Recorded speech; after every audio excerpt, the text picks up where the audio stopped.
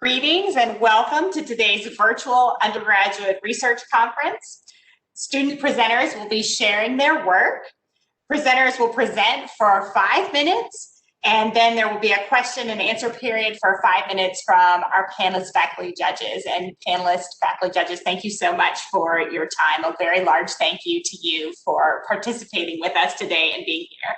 I'm Chantal Poyser-Tusher. I'm on the faculty in the psychology department, and I coordinate the Psychology Undergraduate Research Conference. This is the first year that we have done this solely online. Our first presenter today is Diana Beaubrun. And Diana, take it away.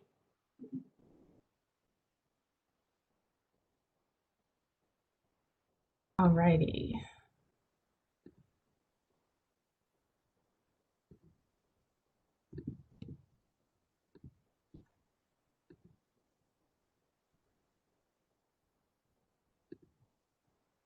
Okay, so my presentation is on young children's perceptions of parent-child relationship quality being associated with their depressive symptoms.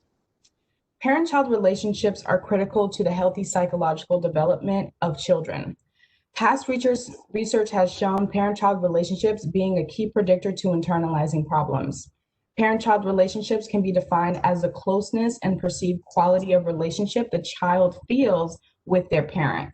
This study's aim is to examine young children's perceptions of parent-child relationship and their internalizing problems. We hypothesize that children who perceive poor quality parent relationships will have higher levels of depression, withdrawal, anxious arousal, and social anxiety. For our method, we had a sample size of 114 children and their parents. For our methods, we had child-reported measures. The first reported measures we had is from the CDI, the shortened version, and this was to assess depression. This was also a 12-item form. In an interview style, we read out loud statements and told the children to pick the statement that best describes them. For example, 1, I feel alone many times, I do not feel alone, or 3, I feel alone all the time.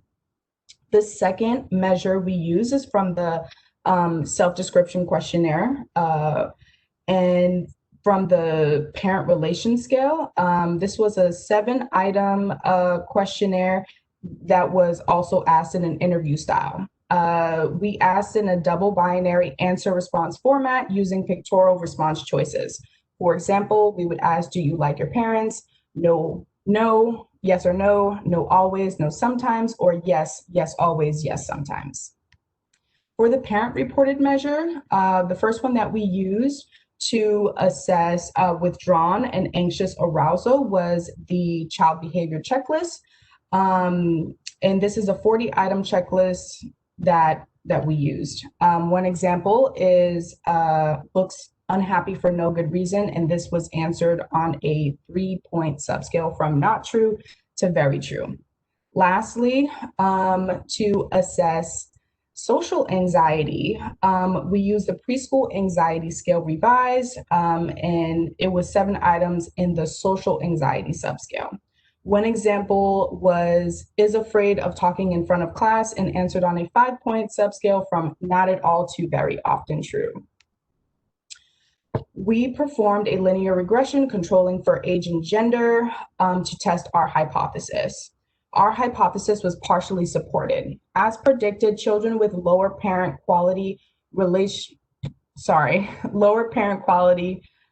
perceived relationships had higher levels of withdrawal with a P of 0.26 and depression with a P of 0.002. So as we can see, parent-child relationship quality is a predictor for depression with those slopes there.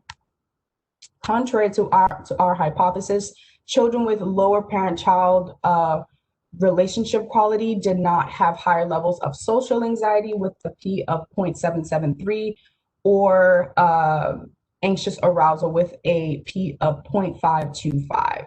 And those lines are almost flat. So we know that the parent-child relationship quality is not a predictor for our two measures of anxiety. So as we can see, the child's perceived parent relationship quality is a predictor of depression and depressed withdrawn. Even though depression and anxiety are highly comorbid, these two are separate constructs, and this study shows that. Children who have this poor perception of their relationship with their parent have the tendency to negatively think, leading to rumination and depressive symptoms. And we think that anxiety might be linked more towards parental and environmental accommodation. That's why we didn't see an association with the parent-child relationship quality. Our findings also suggest that children as young as 5 years old can reliably and validly report their perceptions of parent-child relationship quality. We think that future studies should examine associations between perceived parental relationship quality and other factors such as parenting practices and environmental stability. Thank you so much, Diana. You're right on time. Thank you. Judges, you will now have a 5-minute question and answer period. So whichever of you would like to go first, please unmute yourself and begin your questions. I have something too. Go ahead. Thanks. Diana, you started to say something about why you speculate that depression and anxiety didn't show the same relationship about the parent-child relationship quality. Could you say a little bit more about that? I didn't quite follow what your explanation was for why those might be different. Sure. So even though depression and anxiety are highly related, we think that because the children have this poor perception with relationship quality perception with their parent, it's leading more towards the negative thinking, kind of like that low rumination more towards, so leading to those depressed symptoms. And we feel like anxiety is more that aroused. We think anxiety might be more linked to parental accommodation, possibly. So maybe the environment that they're living in might be as stable.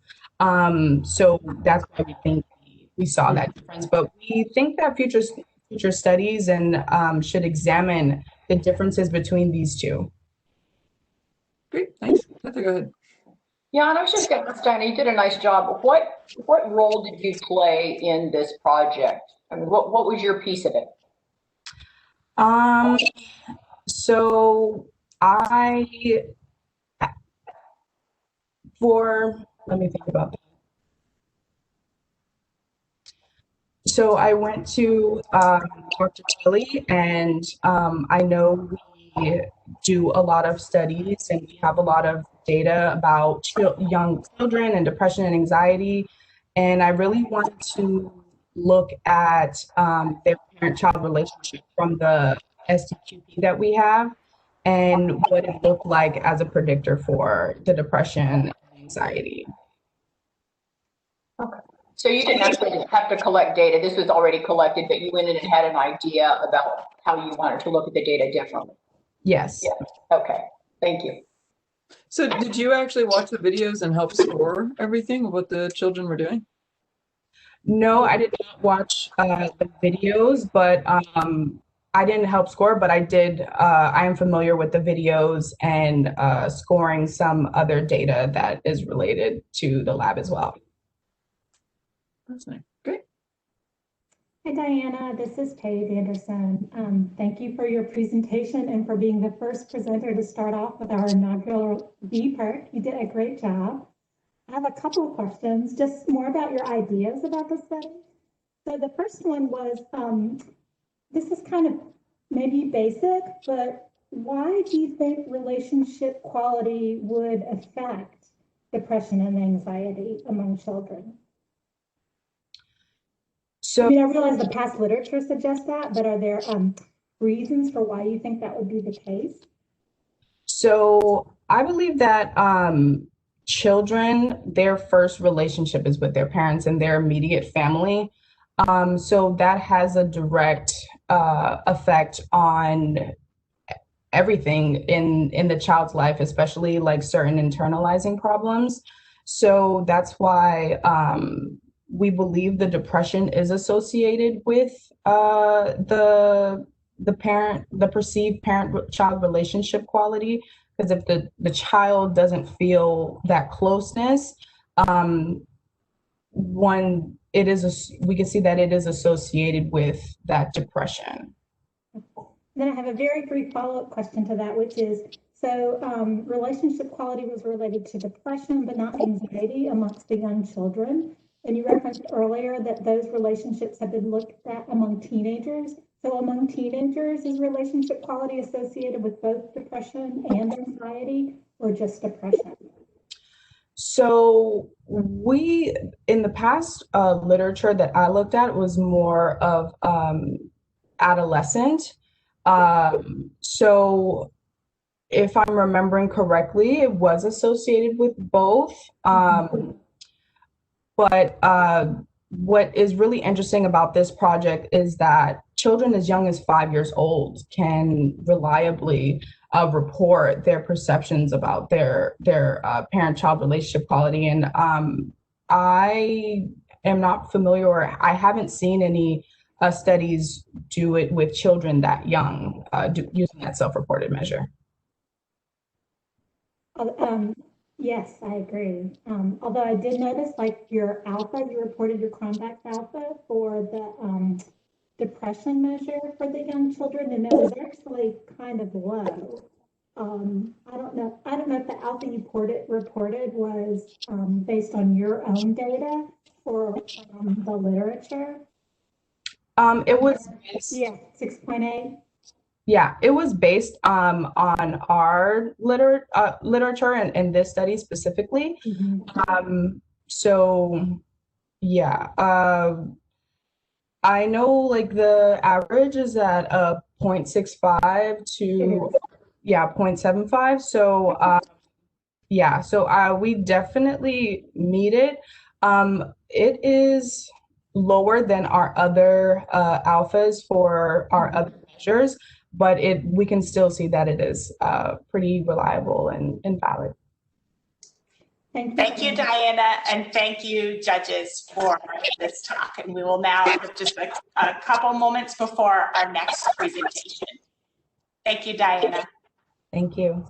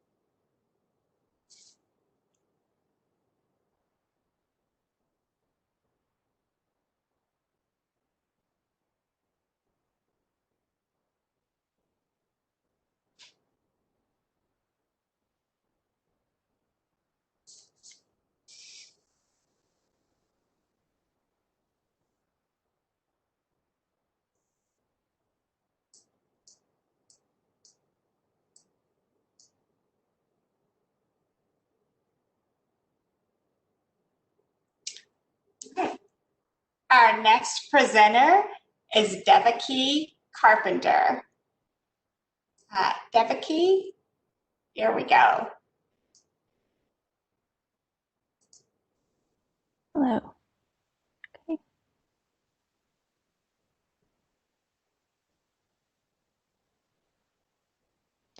Okay, so hello, my name is Devaki Carpenter. The title of my presentation is Category Learning During Deferred Feedback Disrupted by Number of Dimensions or Verbalizability?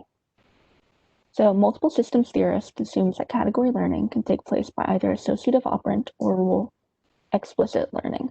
Rule-based and information integration category structures have been used to show many dissociations supporting this theory.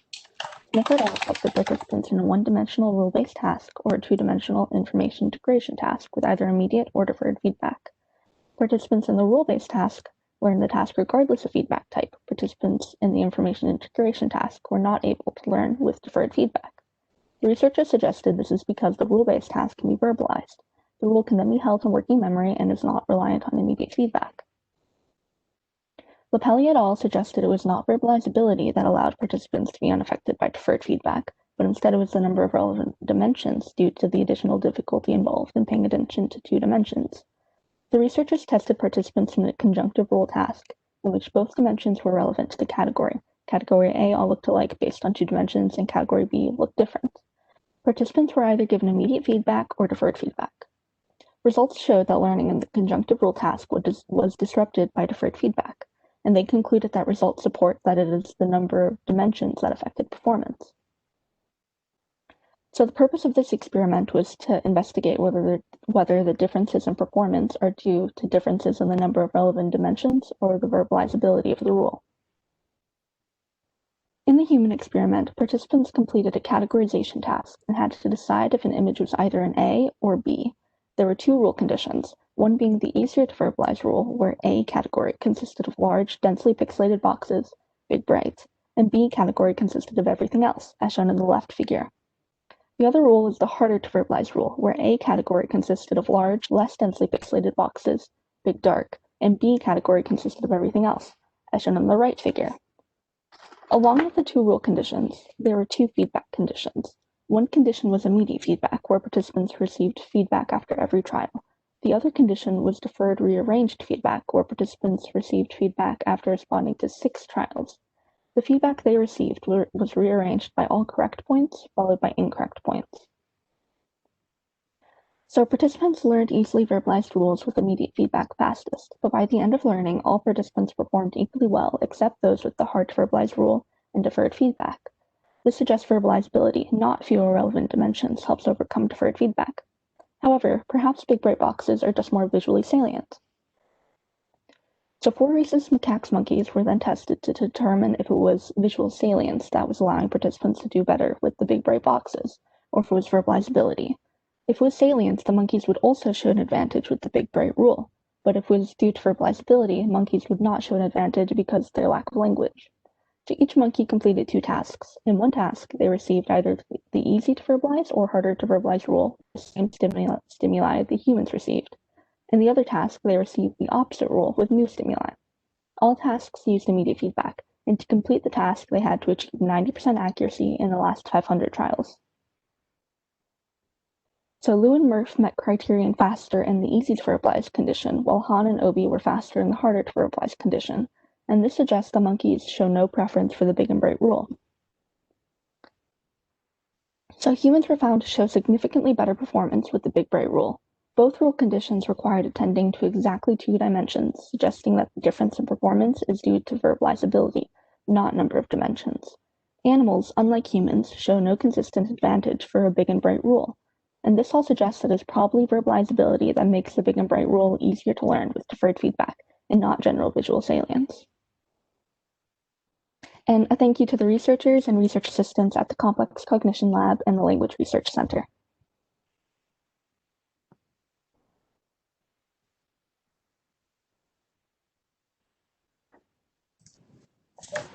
Thank you, Devaki. All right, panelists, if you want to go ahead and begin your questions. Well, I'll go ahead and start. Devaki, I've seen a lot of presentations on this particular experiment, and this is probably the clearest one I've ever seen. So thank you. Thank you. You really did a nice job of explaining what you were doing and what the differences were across the different conditions. And it probably seems very simple to you, but I've stood in front of many posters trying to wrap my head around what this is all about. So congratulations on that. I was wondering whether did the human subjects report using a verbalizable algorithm, or is this sort of a post hoc explanation on the part of the investigators? I'm pretty sure that at the end of the experiment, they were given a questionnaire and which asked if they did use a verbalized rule, but I'm not 100% sure. I would have to check with the researchers about that. Okay. I had a quick question. This is Heather Offit, by the way. And you may or may not know this, but in like the background on this particular task, has this been tested with really young children? Because that sometimes teases apart this sort of language issue. Okay, so it has, I think we've tested it with children, and children showed the same results. They just were a little slower to learn it. Same results as the monkeys or as the adults? The adults. Okay. Oh, interesting. Okay. Huh. Okay. Yeah.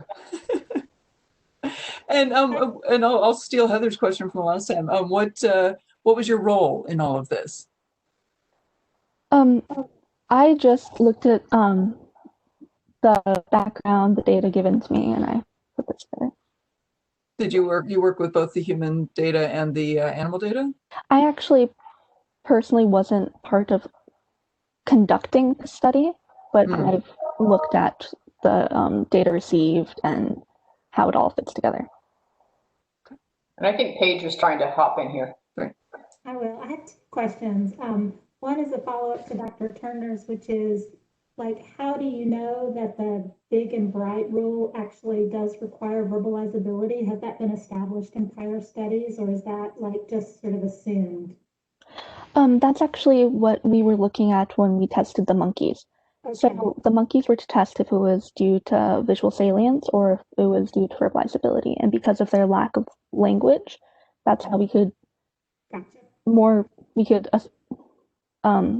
kind of conclude that it was just due to verbalizability because they showed no preference for the big and bright rule. And how did you come up with the idea to test this research question? So this categorization is a very important part of the human experience, I guess. It's a very important part of categorization, and it's important in learning and I guess in survival day to day. And it's not very well understood how categorization helps. And this study helps answer that question, or how categorization happens. Yeah. But why did you decide to zero in on verbalizability? Because that's, if you were to, it's, okay. So verbalizability, because in your day-to-day life, you rely a lot on categorization. And some categories, yes, you know that this is my category, like friends and family, stuff like you have a rule. But for other categories, you do not have that rule. So we were interested in seeing how that verbalizable rule affects categorization. Thank you. You did an excellent job. I too have continued to have trouble understanding the paradigm, and you did such a great job explaining it. Thank you.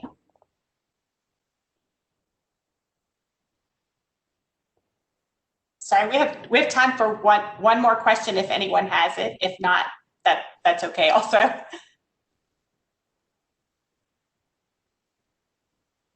Okay. Vicky, I think you explained it so well that their questions were answered. So thank you so much. Thank you. People, thank you so much. Thank you.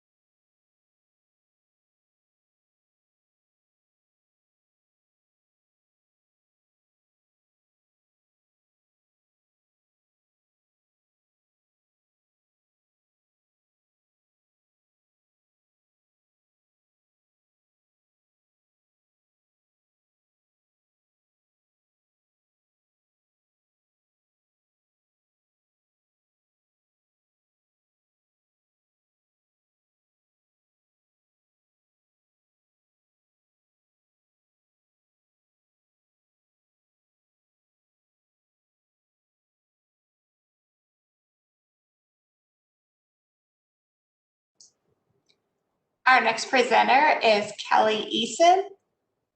Kelly, take it away. Hello. All right, I'm going to share my screen.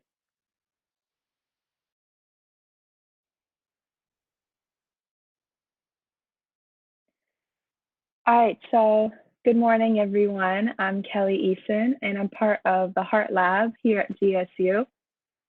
Today, I'm presenting about interpersonal trauma, racist events, and gender's influence of emotional dysregulation among Black men and women. So first, a little bit to how I got to this research topic. We know from previous literature that experiences of interpersonal trauma, such as sexual assault, is linked with higher levels of relation among Black populations. And this is also the case for experiences of racism. It also causes high levels of emotional dysregulation among Black populations. So I was thinking that since Black women experience a combination of racism and misogyny, they're at the crossroads of those two oppressions.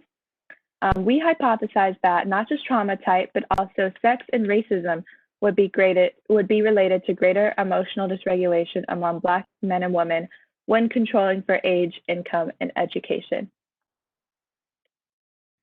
So as far as our methods go, we have all our data taken from the Grady Trauma Project, and the Grady Trauma Project is where they randomly recruited participants at Grady Memorial Hospital from various waiting rooms. And they all identified as Black or African American. A lot of measures were taken of them, a lot that had to do with trauma and resiliency factors, as well as just basic demographics. But for this study, we used a TEI to measure lifetime trauma events. We used the experiences of discrimination scale to measure experiences of racism, and we used the EDS to measure emotional dysregulation. So for our results, first off, we just have this correlations table, which shows some interesting, important correlations. You can see that emotional dysregulation was positively and significantly correlated with trauma type and total discrimination. So we ran 4 hierarchical linear regression models, the first one just being age, income, and education to control for those 3 factors. And the first one that I'm going to be showing here, we added trauma type. So we see here that it is significant at 0.000, and that trauma type explains variance in emotional dysregulation above and beyond the effects of monthly income, education, and age. Second model, we added sex, and you can see that there's a high significance value here of 0.2. So sex did not explain the variance in emotional dysregulation, which was interesting because this goes against our hypothesis. But for model 3, where we added total racial discrimination, that was significant at 0.000. So racism did explain variance in emotional dysregulation above and beyond the effects of sex, trauma type, monthly income, education, and age.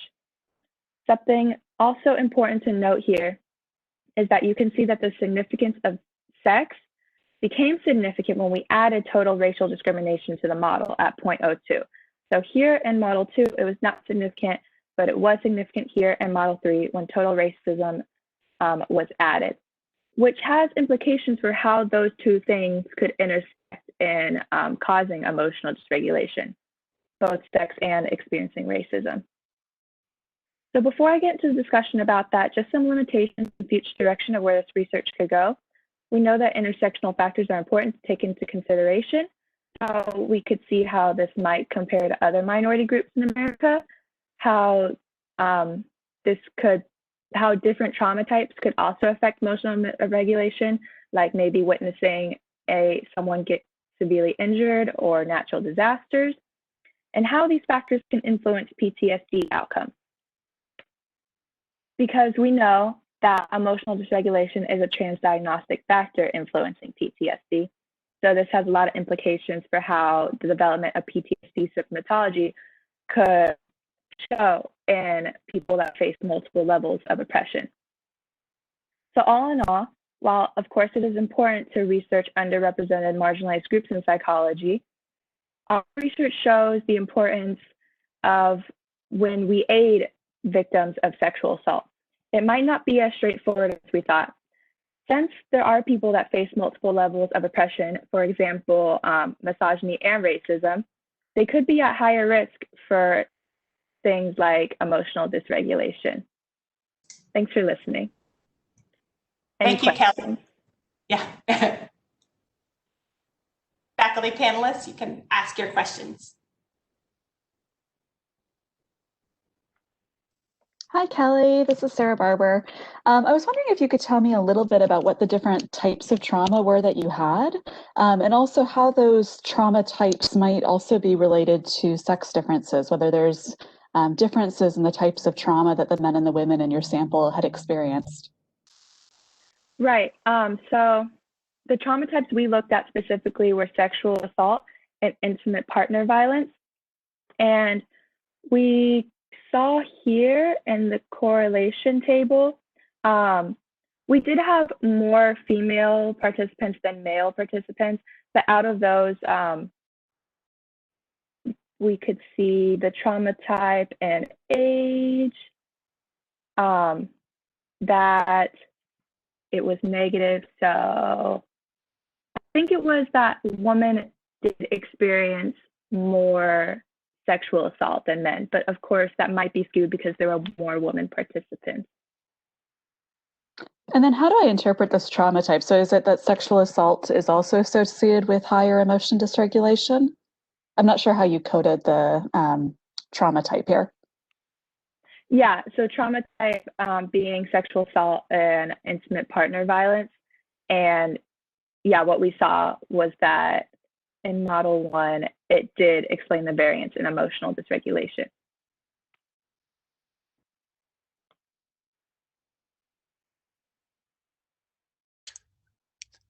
Hi, Kelly. This is Gabe Cooperman. Just to clarify that, so trauma type is a higher score means more experience of trauma of both types or of either type? I'm going to say yes. I'm not positive. That is a good question, but yes, because I know on the TEI, it does ask if you have experienced sexual assault, and then it asks you the frequency. Okay. So the higher frequency would mean experiencing that trauma type. Okay, thank you. Hi, Kelly. This is Heather Offit. Can you tell me what your role in this project was? I mean, what piece would you say was yours? Right. So the Great Trauma Project took place a couple years ago, so I didn't get to actually interview any of the participants, but the Heart Lab here at GSU that I'm a part of, we work with this data a lot, running different analysis, coming up with hypotheses, and seeing what outcomes we get, some interesting results. So I would say my role in this is that I kind of thought about emotional dysregulation, how especially that'd be affected by sex. I'm really interested in gender differences. So I came up with that hypothesis. Along with my mentor, we ran the correlations in SPSS and then put it all together. Okay, thank you.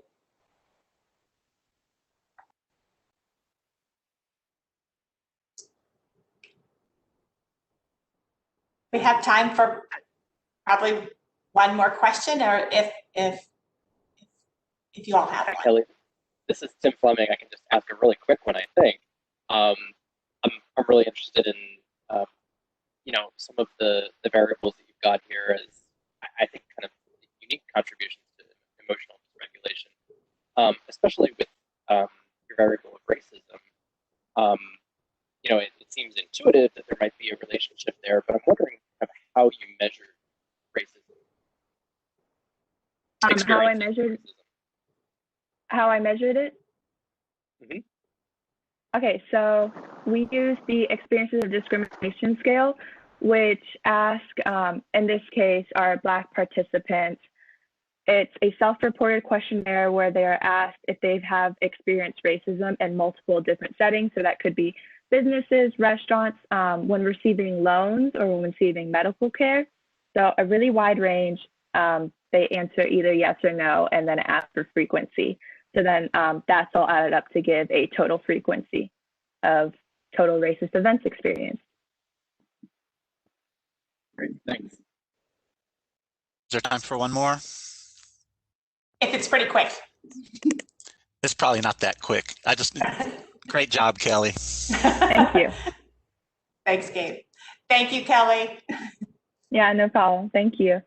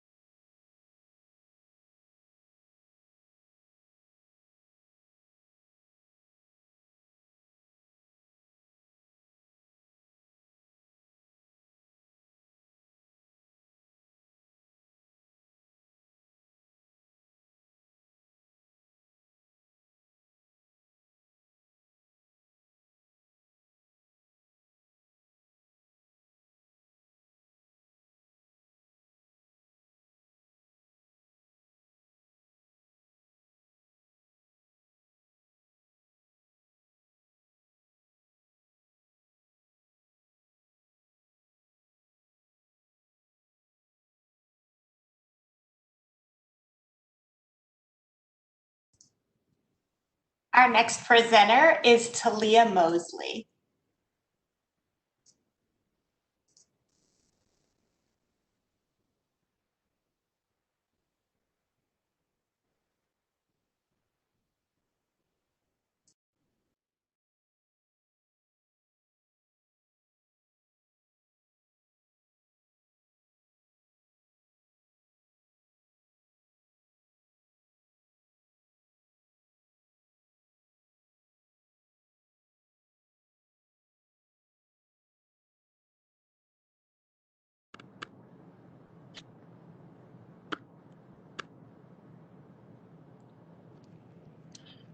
Good morning, everyone.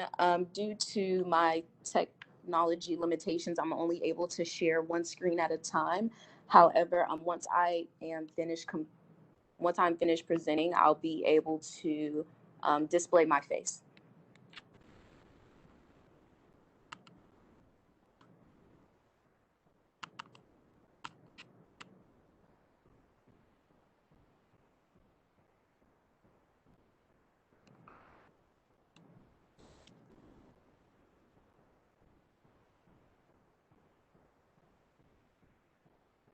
Okay, good morning, everyone, and thank you for viewing this presentation.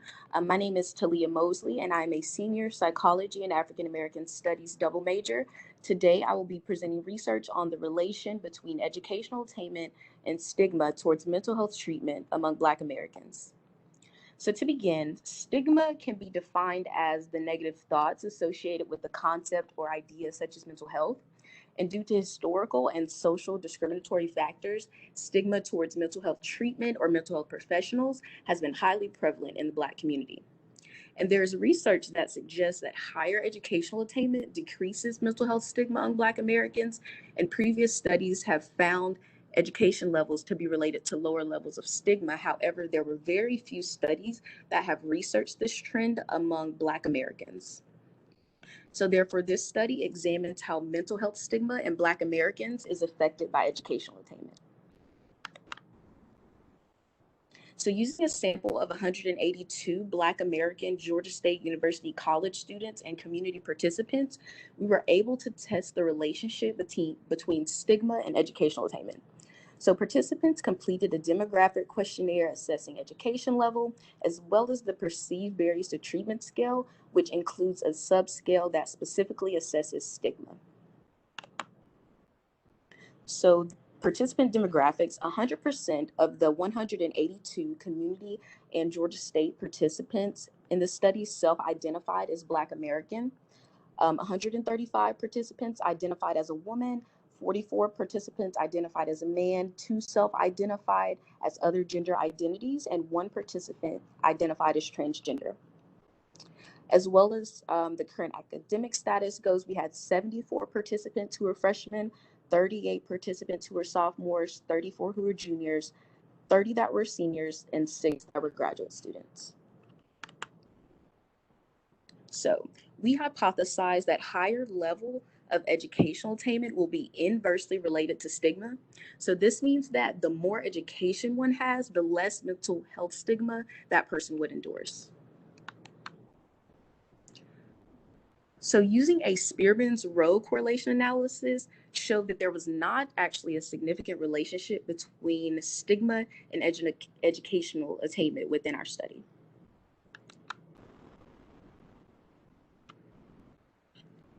So the hypothesis was not supported by a significant correlation between stigma and educational attainment using this study sample, and the limitations may be partially responsible. So a majority of the students who participated in the survey were actually currently enrolled psychology majors.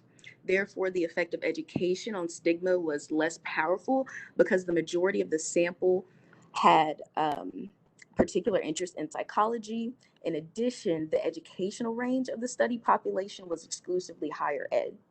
So to test the hypothesis that higher levels of education attainment will be inversely related to stigma in Black Americans, it would be ideal to have a broader range of educational levels. For example, a study population that included more solely middle school educated or solely high school educated participants instead of exclusively higher ed participants.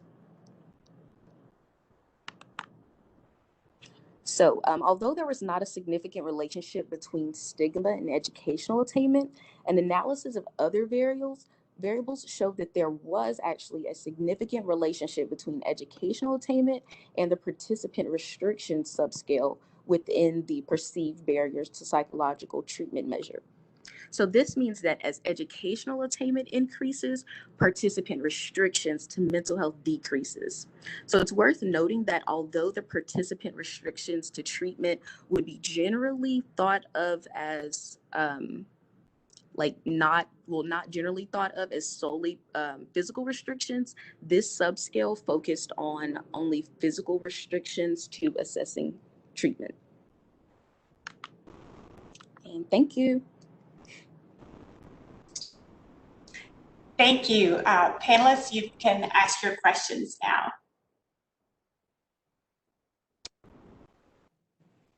Hi, so was this is Heather Offit, by the way.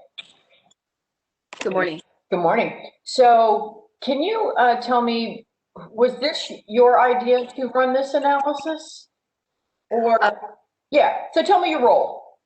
So my role in the analysis part, I came up with the variables that I was interested in studying within this study, and a graduate student kind of led me to the right way once I figured out, like, okay, ANOVA wouldn't work here. You know, he told me about the Spearman's Row. I did a little research on it, and so that I could understand like why this correlation was best.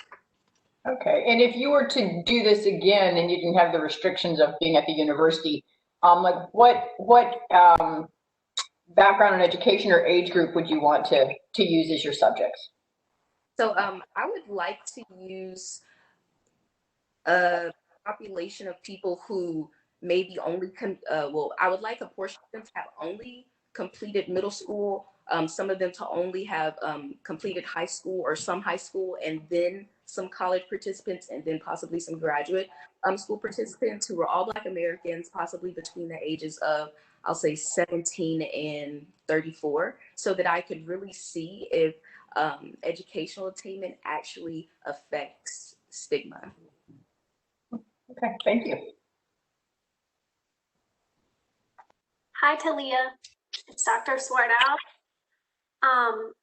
I had a question for you about gender. So I saw in your sample that your sample overwhelmingly, it was like 75% identified as female. And I was wondering, did you look at any analyses by gender? Do you think that gender may play a role in this relationship? I'm just curious your thoughts on it. So I actually did not look at any extra analysis relating to gender, although that would have been a good idea just for curiosity, since our woman population was so large. However, just from the readings that I've done when I was preparing to present this idea and hypothesis to the lab, there was, I wish I had the name of the article, but there was research that suggests that men were, I guess, less likely or less willing to release preconceived notions about things such as, stigma and mental health. And so that could have been an interesting analysis.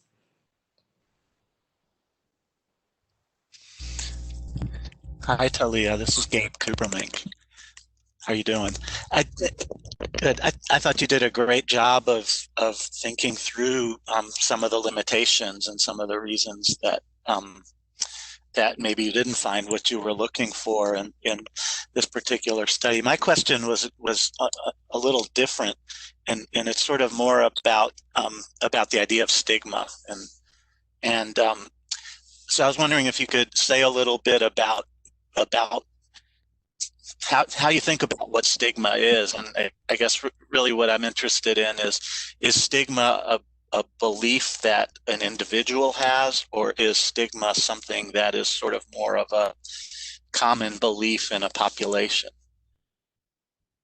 Okay, so when you give me those two options, initially I would say that stigma is... So for example, we often say things like mental health stigma is higher in the African American community.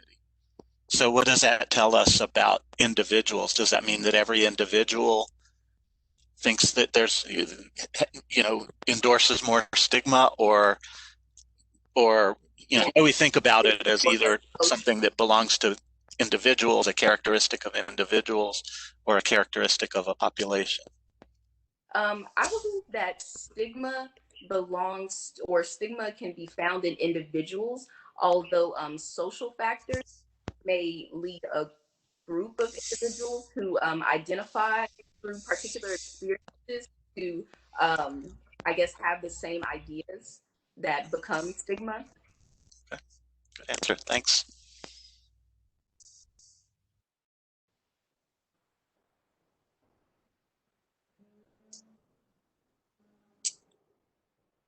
All right. Thank you so much. Thank you.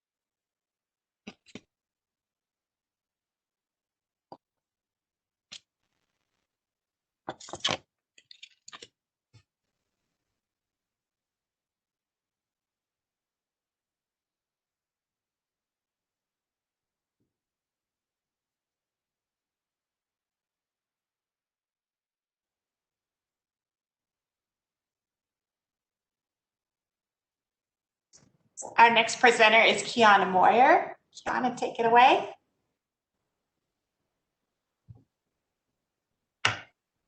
Okay, let me share my screen. Sorry.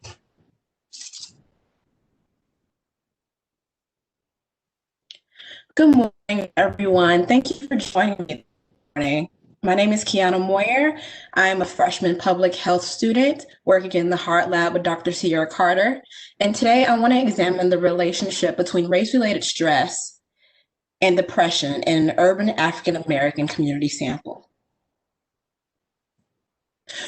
We know that there is an established link between racism and psychological distress.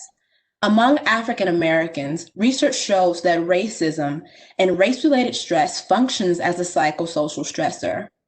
Race-related stress is defined as the stress resulting from everyday experiences of racism. One study found that race-related stress and anticipated racism was indirectly associated with depression symptoms in African American women, and that higher exposure to racism led to more depression symptoms over time. So knowing and understanding that racism are dependent on ethnic and racial identity, we use the measure of Black identity, one part of 4 scales on the multidimensional inventory of Black identity called private regard, which is an aspect of racial identity that assesses how an African American feels about being a part of the African American community. So we hypothesized that higher levels of race-related stress would influence higher levels of depression, and that higher levels of private regard or strongly feeling about being a part of the African American community would influence lower levels of depression. For our sample, we took a sample of 121 African American women from the Grady Trauma Project. And the sample is unique because it's a sample of non-treatment seeking African American women with high rates of trauma exposure. And the Grady Trauma Project is an NIH-funded study that examines PTS symptoms in an urban, high-risk, Black community with high rates of trauma exposure. We asked 121 women to fill out demographics, the Beck Depression Inventory, the Index of Race-Related Stress, and the Multidimensional Inventory of Black Identity. Of hierarchical linear regressions, which are used to measure whether a variable explains a significant amount of variance in a dependent variable. Our dependent variable here was scores on the Beck Depression Inventory. First, we controlled for age, income, and education and looked at the Beck Depression Inventory, which was not too significant, but still significant, where P was less than 0.05. For our second model, we controlled age, income, and education and saw that the index of race-related stress significantly explained the variance in depression scores. Lastly, we controlled in our last model for age, income, education, and experiences of race-related stress. And we found that levels of private regard or lower levels of private regard significantly explained the variance in the BDI scores. So we found that racism predicts 7% of the variance in depression scores, controlling for age, income, and education, and that private regard, or strongly identifying with the Black community, predicts about 5% of variance in depression scores when controlling for race-related stress, age, income, and education. Now, this area of research is extremely limited. And given that racism was controlled in our last model, we find that racial identity, measured by private regard, emerges as a potential risk factor for depression. We found that lower levels of private regard, or not identifying with one racial identity, can be harmful. And our sample already had high levels of trauma exposure. So these results indicate the impact of the additive burden of racism. This study also raises questions about the potential protective or risk factors of racial identity. One study found that racism does not completely protect nor worsen the burden of racism, but that among Black racial identity can function as a buffer. This study also found that this buffering effect was more strongly in immigrants than in Americans or Black Americans, showing the possible negative impact of being born Black in America. This has serious clinical implications because regardless of racial identity, race-related stress is directly correlated to depression. Our findings support strength-based approaches in culturally informed care. From previous longitudinal Parents that teach Black pride and pride within the Black community that acts as a type of protective factor for child mental behavior problems. It helps them manage behavior issues and cope with their racial group membership. So these findings support using culturally relevant factors like racial identity and having culturally tailored treatments or interventions to offset the influence of racism on depression symptoms. It also supports clinically acknowledging the strength of the Black community and the power of Black identity. Thank you. Do you have any questions? Panelists, you can start.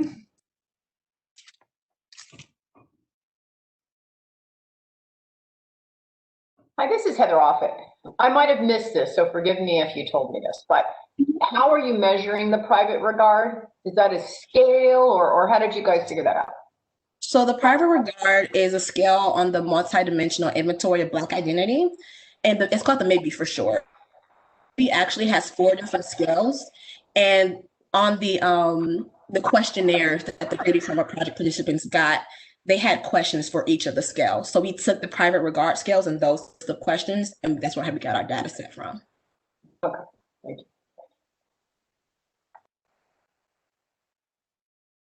That's really great. Thank you. Go ahead. I started to say something over top of you, Sarah. Sorry, Ashlyn. This is Sarah Barber. I was curious about your sample. We saw an earlier presentation from the Grady Project that looked like it was a much larger sample. So I was curious if this was maybe a subset, and if it was a subset, how you got down to that particular subset of people. So this sample only included African American women who were in the Grady Trauma Project. They were actually approached in waiting rooms. So the Grady Trauma Project was done years ago, but me and Kelly, I know who you're talking about. We're actually in the same lab. So Kelly used she used Black African American men and chose the sample of women that I wanted to look at. And I got help from our lab coordinator because she's done previous projects and she helped me narrow down the subject matter that I wanted to look at. Awesome. Thank you, Kiana. So I have a question for you also about private regard. I think this is a really important question that you're asking and a really interesting question that you're asking. And so and you can correct me if I'm wrong, maybe I misunderstood what you were saying, but what I heard you saying was that low levels of private regard were like not good and a risk factor, but really high levels of private regard were also contributing to risk factors. Is that right? Did I understand that correctly? No, so on the, well, yes, you did. Linear regressions that we run, our unstandardized B was negative, showing that lower levels of private regard will significantly affect the variance in depression, not necessarily higher levels of private regard. And we didn't look at high levels of private regard because when we ran the sample, we saw that it was actually a negative value showing that it was the lower levels instead of higher. So that would actually be something interesting to look at though, because looking from these results, it will be interesting to see whether strongly identifying with the Black community or having higher levels of private regard would act as a moderating effect or a buffer, which is where more research will be needed. Okay, cool. Thank you. I had just misunderstood when you had explained it before. Because I was thinking like, okay, so is there like a sweet spot for private regard, or is there some combination of like private regard and also community support that works in like a positive way that's helpful? So that's really interesting and does seem like something to investigate further. That's cool. Thank you for explaining that.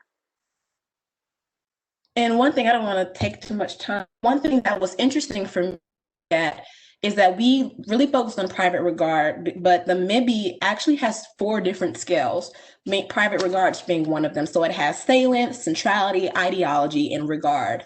And each of these just describes different levels of the Black identity. And I feel like further research in the entire MIBI scale, because you have centrality, which is how race is emphasized as a part of your self-concept, ideology, how you feel that how one feels that African Americans should act, and then you have salience, how race is relevant to who you are. Those are also factors of cultural identity for Black Americans, and I feel like further research would provide much to how this affects psychosocial distress, and not just depression, but things like that. Hi, Kiana. This is Gabe Coopermink. I'm so glad you talked about that because I was wondering about those other aspects of racial identity. I was just wondering why you chose private regard, given all of those choices that you had.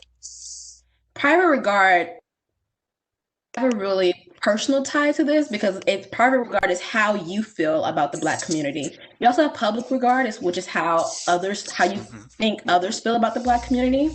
But I know from Black Americans that are my family and people I talk with, how they feel about the Black community and their role in the Black community is more strongly than the other aspects of your identity. How your race is relevant to you is less strong than how you feel about being a part or being Black in America.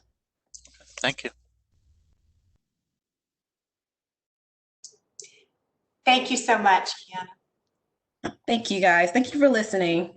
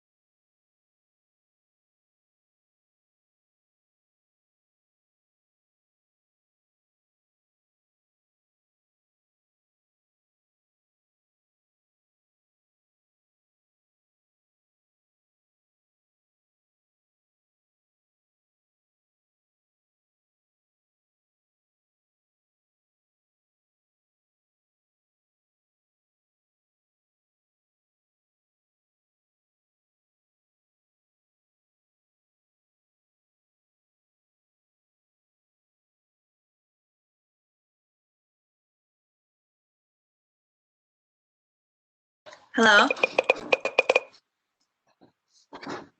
I'm so sorry, cannot hear you. Oh, now I can hear Our next presenter is Giselle Gomez-Duque. Okay. Do I just share my information now? Yes. Okay. I'm so sorry. Giving me the option to share. Yes.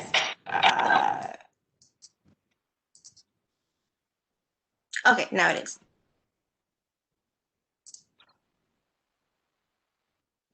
Start from the beginning.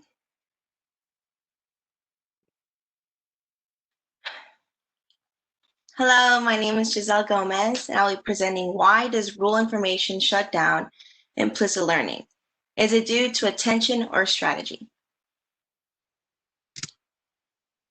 Some background knowledge of our research is that there are two systems that we are used to in categorization learning. We have explicit rule-based systems that involve working memory, that are easy verbalizable, and are learned quickly. We use rule-based tasks to test their explicit learning system. This system, when learning new tasks, consists of only one single dimension and is learned rather quickly. We also have an implicit learning system, which is associative learning, which we use this when we learn like award-based or punishment-based. It's a method. So instead of a set of rules, we follow our intuition, which is formed after each trial when we use the award and punishment system. We use the II, or the information integration system, to test an individual's implicit learning system. This learning system, on the other hand, has two dimensions. So as you can imagine, it takes a lot longer for them to learn it.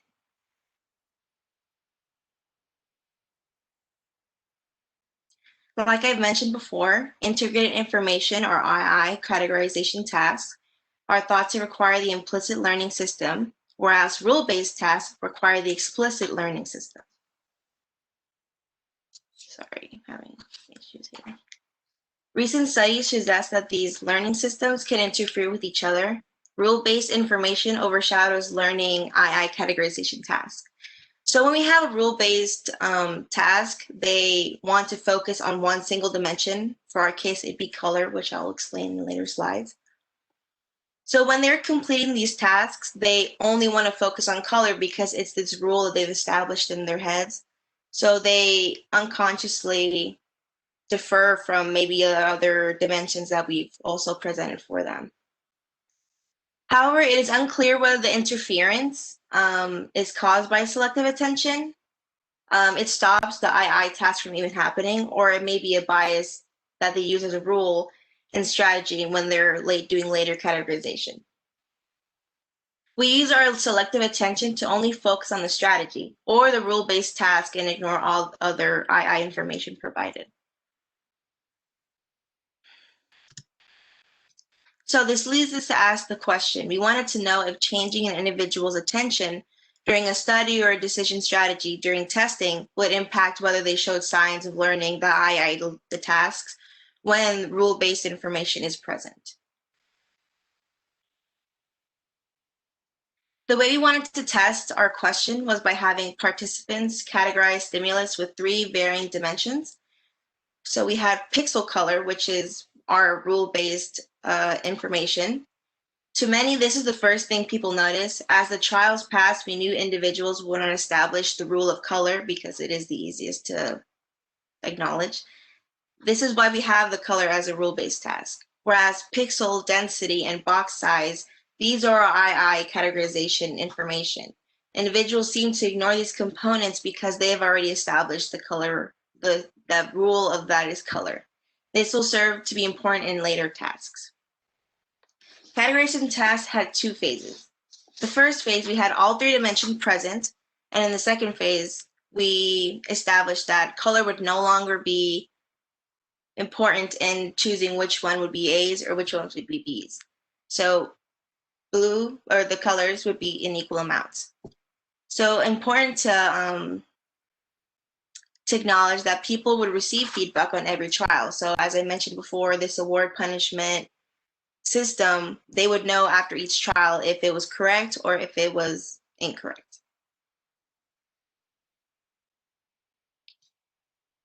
Our first phase consisted of rule-based and eye information, so the options varied from being blue, larger than small, or denser than small. And then we also had red being a majority of the color with also being sparser than large. This is phase 1. And in phase 2, the second phase only used II integrated information. Color rendered from being useful in choosing the correct letter. In this case, the participants have to have known if one task was denser than small or sparser than large.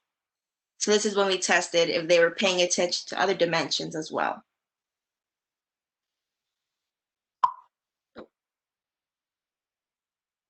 So we did have varied instructions in phase 1 and phase 2 to see if they were actually doing selective attention or if they just developed a strategy. In phase 1, Giselle, I'm sorry to interrupt, but you're at your 5 minutes. So if you can get to your results and discussion, you need to wrap it up in about the next 20 seconds. Yes. Okay. So half of the participants were instructed to pay attention to more than color, and they would have had more trouble later on. Half got normal instructions, which was just categorized. And then the second phase, half the participants were told to not use a simple rule, and the other half also got normal instructions. So for our results, according to the chart, though in block 7, as you can see, this is when color ceased to be important. And they had to use eye information to get them correct. We found that people who had instructions to pay attention to everything did better in block 7 and other groups. So you can see orange and yellow did perform the best. And to conclude with everything, participants with attentional instructions did better the initial phase. And if you did pay attention, those later, like the strategies will later be inefficient. So selective attention in the rule dimension did inhibit other learning dimensions. That is the end. Thank you. And panelist judges, if you want to go ahead and ask your questions.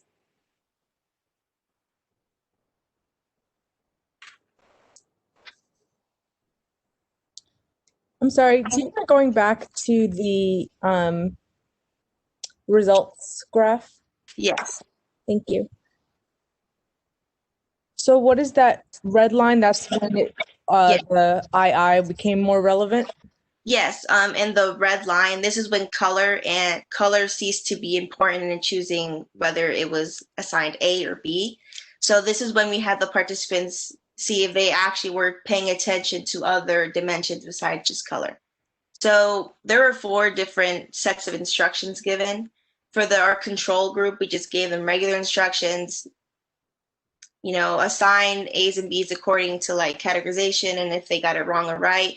And then the other 2 got specific instructions. We actually told them, hey, look, you're going to have to pay attention to more than just color if you want to do better in the later tasks. So I don't know if you can tell, but yeah, after this red line, orange and yellow did end up doing better than our control groups. Awesome. Thank you. So if you were describing the results to a layperson, like your parents or someone else, and they asked, how does this apply to my life or driving or reading or something, what would you say?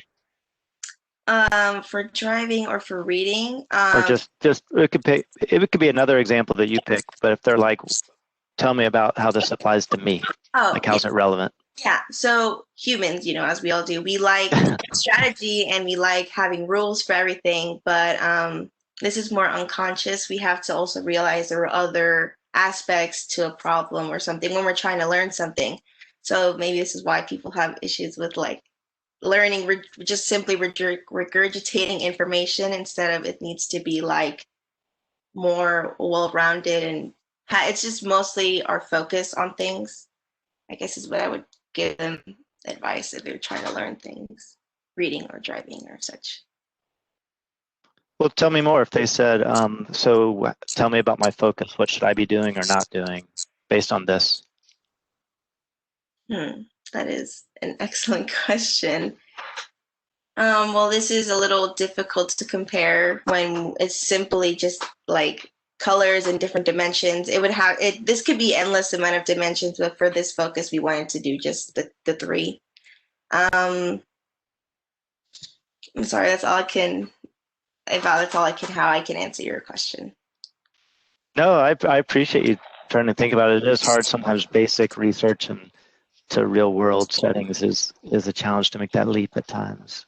This is excellent work. Thank you. Thank you. Just real quick, to follow up what Lindsay was saying, this is Heather Offit, by the way. So is our takeaway that some of the decision making that we engage in, some of it is an implicit or unconscious cues that are take it from there, because I think that's where you're going. Yes. For explicit learning, it's simply rule based. So as I said, it's more this is this because of this. But when we're learning things, we may not, it's possible that we won't be a simple strategy like that. So we wanted to differentiate that there are different types of learning. So there's the strategy, and then we have unconscious implicit learning, which can be formed when you do like award-based punishment. You don't really understand why it's the correct answer, but unconsciously you have a selective attention to other things besides the thing that is, the most obvious. Thank you. Thank you all very much. Thank you. Thank you, Giselle. Of course. I did. So do I stop sharing? Any more questions? Hello? Oh, okay.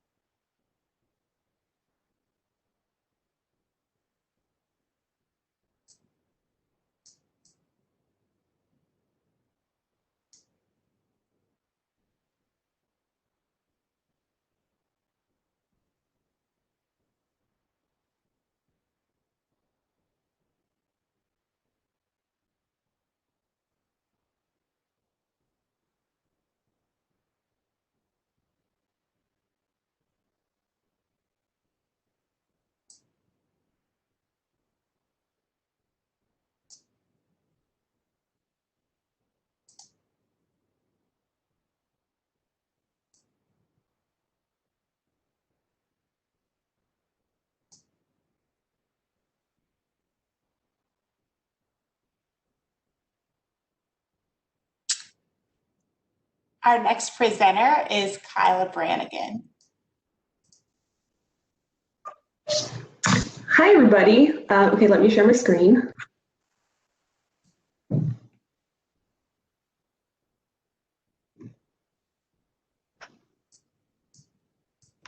All right, so today I'm going to be talking about my research looking for a resting state network associated with imagery ability. So first, I'm going to give some background information on mental imagery and resting state networks. And then once we're all on the same page for what I will be talking about throughout this presentation, I will go into the question that's guiding my research as well as how I went about answering it. After that, I will display the results, and then I will end with my conclusions as well as some limitations. So mental imagery is the representation and experience of sensory information without a direct external stimulus. This allows you to imagine things without having to physically experience them. So if I were to ask you to imagine the sight of a sunset, or the sound of a siren, or the feeling of velvet, odds are you're able to conjure a mental image of it. But not everyone is able to imagine things with the same level of detail. Some people are able to imagine things with super fine detail, but others struggle to even get a basic mental image. So before I talk to you about why this might be, why these differences exist, I want to talk to you about resting state networks. So resting state networks exist in your brain, and they are functionally connected but anatomically separate brain regions that have increased connectivity when your brain is at rest. The most studied resting state network by far is something called the default mode network. This is involved in reminiscing, daydreaming, envisioning the future, and other aspects of cognition. There are also more resting state networks that are responsible for more complex cognitive processes, and there may still be some that we don't know about yet. And one of these yet to be discovered resting state networks may exist for mental imagery. And this is the potential resting state network that we chose. This resting state network is comprised of 3 categories of regions. The first is those involved in visual imagery. This is the precuneus as well as Brodmann's area 19. These are both higher order visual processing areas in your brain. The second category of regions are those involved in auditory imagery. This includes the superior temporal gyrus and Broca's area. And then last and finally, the third category of regions are those involved in self-referential memory processes. And this includes the hippocampus and posterior cingulate cortex. So now that we know the resting state network we're going to be talking about, this brings us to my question. Can individual differences in imagery ability be attributed to the functional connectivity of a resting state network? So to answer this, we have 2 groups of healthy undergraduate students from Georgia State. They were first given some questionnaires about the vividness of their visual and auditory imagery. After that, they underwent a short fMRI scan while they are at rest, and the data from these scans were used to calculate the functional connectivity of the network, as well as the connectivities between each pair of regions in the network. And these pairwise correlations were correlated with participants' scores on the imagery assessments to see if there was any relationship there. And this is what we found. Now I know these graphics are a lot to take in when you first look at it, so let's walk through it step by step. The lines connecting each pair of regions represents the connectivity between the pair. The darker the blue the line is, the stronger the connectivity, and the lighter the blue the line is, the weaker the connectivity. Now the connections that are circled with the dotted line are connections that were correlated with imagery ability, or visual imagery specifically. The connections circled with the dashed lines are connections that were correlated with auditory imagery ability. Now, if this resting state network was responsible for individual differences in mental imagery ability, then we would expect to see the same regional pairs correlated with either imagery assessment for both groups. But it's pretty clear when you look at group A and group B together, this is not the case. And the inconsistency in these results leads to the conclusion that this resting state network is likely not responsible for individual differences in imagery ability. But there are a few reasons why this might be the case. First and most importantly, Imagery is a very abstract and complex process that is proven to be difficult to understand. Many brain regions and cognitive processes are likely involved in imagery, so if we're trying to capture it, it may be hard to find the neural correlates. Another possibility for the lack of replication in the results could stem from this just being the wrong resting state network. Since there are so many regions of the brain likely involved in imagery, if the regions that were selected to form this network are not those that are most directly responsible for imagery ability, it's not surprising that this exploration was fruitless. And finally, there may simply just not be a resting state network for imagery ability. There are plenty of cognitive processes that don't rely on the connectivity of a resting state network, so imagery may be one of these. Thank you. Judges? So you gave those 3 different possible explanations for the lack of differences. Yes. Which one do you think it is? Or do you have a hunch? Or what would you do next if you were going to redo this study and try to get to the answer? I would probably look through literature to see what other studies have looked at the neural correlates of imagery, so what brain regions are involved, and maybe tweak the brain regions that I included in the network, because there may be other ones that are more directly responsible.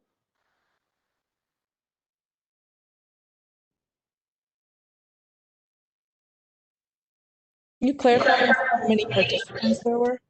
Yes, so in each group, there were 30 participants. So 2 groups of healthy controls, each with 30.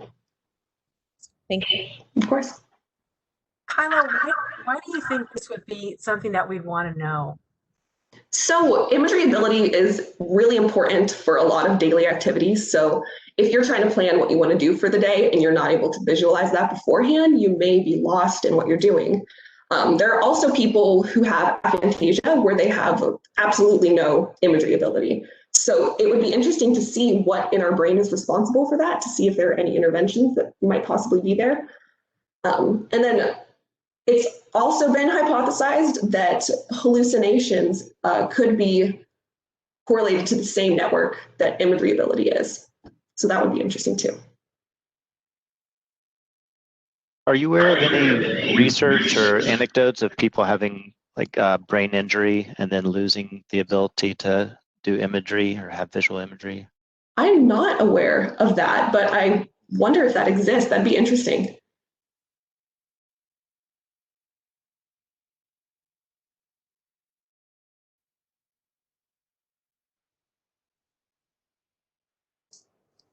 We have time for a couple more questions if you have them.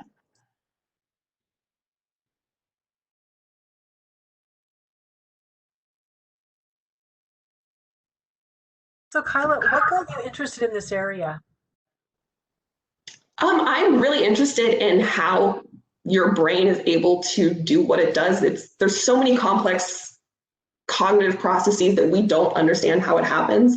And we know that whenever you are trying to do something complex like visualize the future or remember the past, it pulls on a lot of different regions in your brain. So understanding the possible networks that are responsible for this can explain individual differences, not only in imagery ability, but in a lot of other things.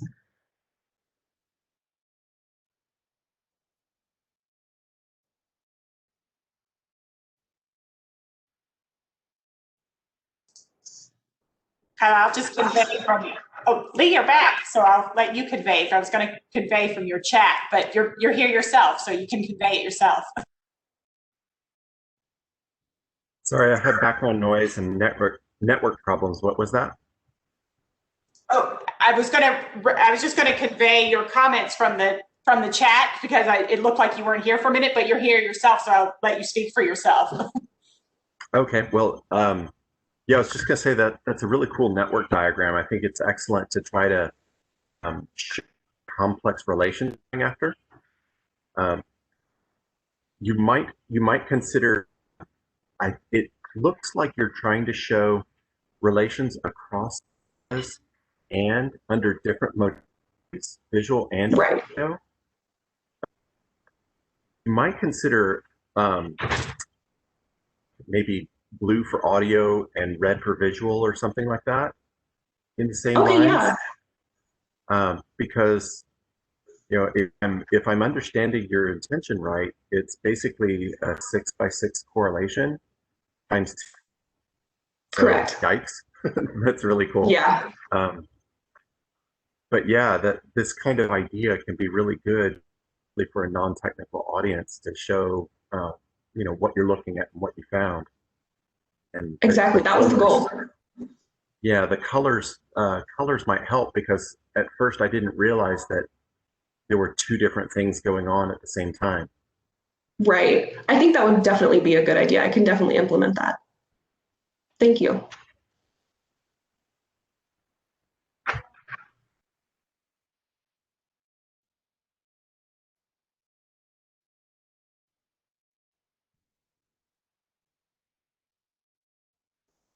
All right. Thank you so much, Kyla. Thank you.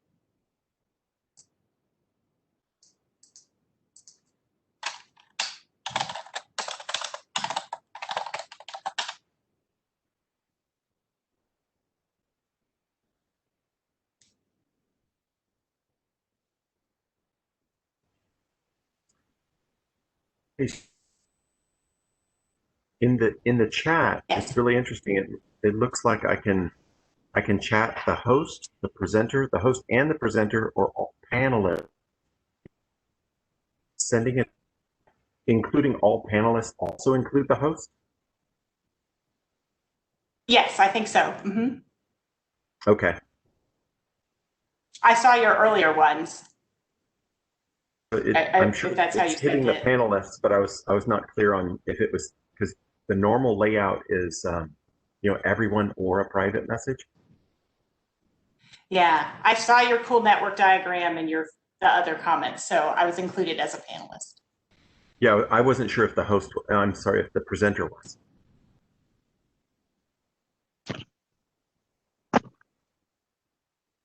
I have family activities going on behind me, so I'm going to stay muted as much as possible.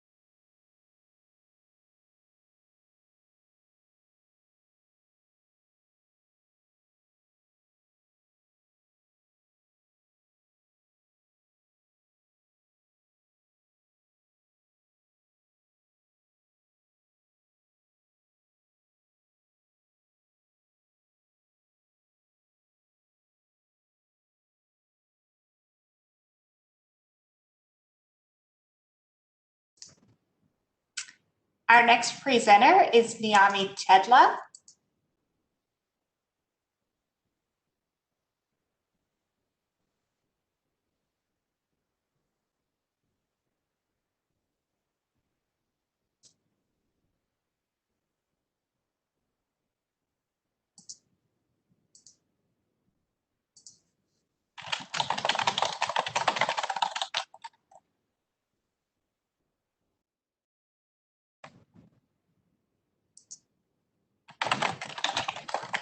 Hello, everyone, and welcome. My name is Naomi Tedla. I'm a junior psychology major here at Georgia State University, and I'm a research assistant in Dr. Tricia King's DNP ATL lab. Today, I will be presenting white matter integrity associated with empathy, a DTI-based study. The research question we decided to explore is, what is the relationship between white matter tracks and empathy? It may be easiest to think of white matter tracks as the highways that connect to specific areas of the brain. And it's important to understand these highways as they may be linked to empathy. Why is empathy important? Oh, Chantal, I think you're not muted. I'm sorry? Oh, no, I was just letting Chantal know that she wasn't muted. Her typing was. Oh, okay. Understanding the process of empathy is important in helping us build stronger relationships with one another. I think we can all say that empathy has been a vital characteristic in getting through this ongoing pandemic. Diffusion tensor imaging, DTI, is an MRI method that measures the direction of water diffusion throughout the brain to uncover pathways connecting various brain regions. Track-based spatial statistics, also known as TBSS, is a method of analysis that we use to detect white matter fibers. Fractional anisotropy is a measure of white matter integrity in the brain. It's easiest to understand FA as a sphere and an ellipses. When FA is low, the water diffusion can be quite disorganized, and it's restricted in all directions. And when FA is high, it can be shown as an ellipses because it occurs along one axis, but is restricted in all other directions. So therefore, the water diffusion can be more organized in that way. Over the summer, I was able to write a literature review, and through this literature review, I was able to learn that the corpus callosum, corona radiata, and prefrontal cortex, along with some long-range cortical association tracts, such as the superior longitudinal fasciculus, inferior fronto-occipital fasciculus, and inferior longitudinal fasciculus, are some commonly mentioned white matter tracts related to a relationship between white matter and empathy. In the top image, you can see corpus callosum shown through DTI. And in the bottom image, you can see the superior longitudinal fasciculus also shown through DTI. And the superior longitudinal fasciculus is indicated by the white arrows. In our study, we had 28 undergraduate females from the Atlanta area that underwent DTI. TBSS software was used to create a mean FA skeleton, and this helped us determine the centers of relevant white matter tracts. Participants also completed the empathy quotient, which is a 40-item self-report survey that is used to assess empathy capacity. The mean FA scores for each subject were extracted and then correlated with the EQ scores. Here is a screenshot of the empathy quotient, just a couple questions from it. And as you can see, it's based on a Likert scale, and there are a large variety of questions on this questionnaire that allow us to assess empathy capacity of an individual. The results of our study show that there is a significant negative correlation between the EQ scores and FA within 5 clusters of white matter. In the top image, you can see the largest cluster we were able to find in our study, which is the left forceps minor and body of the corpus callosum. The second largest cluster we were able to find was the left corticospinal tract, and this is seen on the bottom image. The intraparietal sulcus and primary somatosensory cortex, superior longitudinal fasciculus, and right inferior fronto-occipital fasciculus and forceps minor were the other 3 clusters found in our study.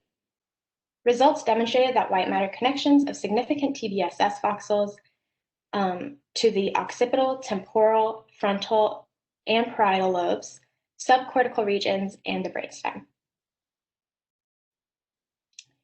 In our study, we were able to identify white matter pathways related to empathy that are consistent with the extant literature.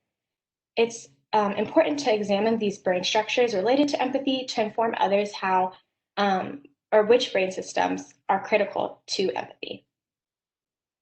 Future research should extend these findings from the female sample to the male sample. And we also are looking to see if there's a relationship with another empathy measure, such as the interpersonal reactivity index. These are my references, and I just want to say a special thank you to Dr. Tricia King, Stephanie Steinberg, the DNP ATL Lab, and IMSD for support on this project. We were able to fund our project through the Templeton Foundation, the NIH, and the Center for Research on the Challenges of Acquiring Language and Literacy. Thank you, and please let me know if you have any questions. Thank you, and panelists, you can start your questions now. Naomi, what do you think you guys are going to find if you use a male sample? Okay, so that's a great question.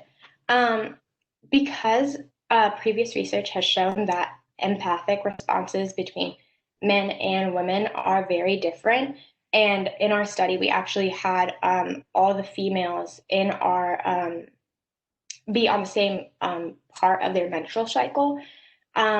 We would expect to see very different results. What we would find from those results, I'm not quite sure what I can say about that, but I know that the results would definitely be different from what we have found in our study. Why did you control where they were on their cycle?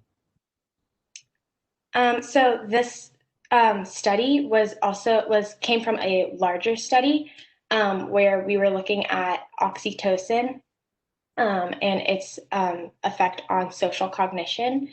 And so for that study, we needed all the women to be on the same menstrual cycle.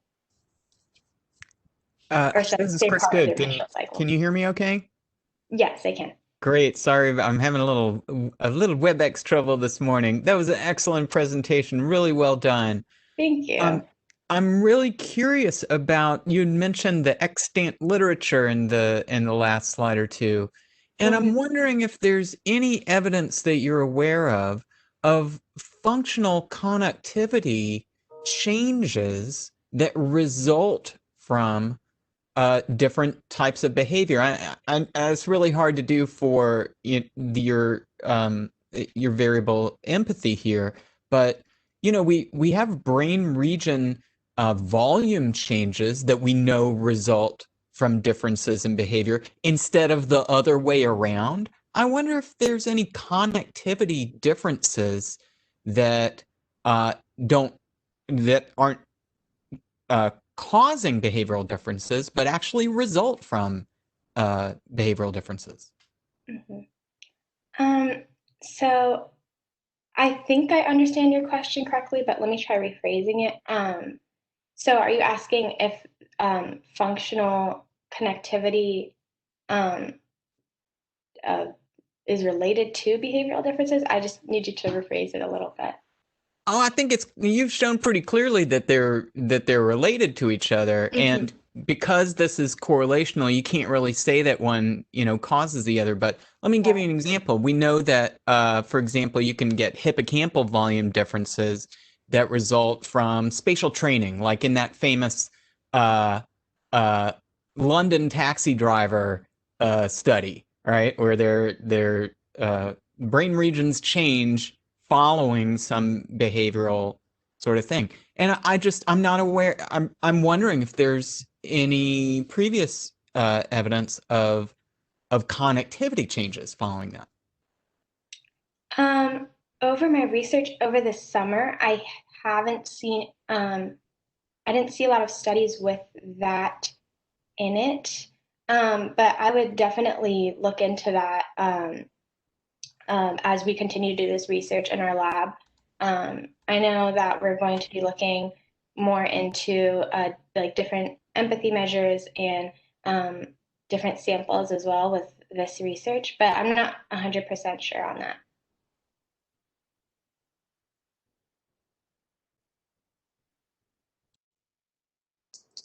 There's time for probably one more question. Really great job, Naomi. And I really like your slides too. I was just curious, you said that it's really critical that we know the brain regions that are connected to empathy. Why is that? Why is that so important? I believe it's important to understand the brain regions and just white matter tracks connected to empathy, because empathy really is, if you think about it, just a strong characteristic that we need in our society, for one. And also, two, there are several clinical populations that we really need to learn more about in relationships to empathy, such as schizophrenia or conduct disorder, where unemotional traits play a lot into one's empathy capacity. So I think it's important that we learn more about the brain systems related to empathy so that we can learn more about clinical populations for one, but also just to learn how, just to understand how important empathy is in our world and how we need to just have more of it, in my opinion. So learning more about it is definitely the first step into getting our, how do I phrase this? Kind of like working towards a more empathetic society and also finding more about these clinical populations. Is there time for one more question? Unfortunately, there is not. Sorry, Dr. Thank you. Thank you. Thank you very much. Thank you all.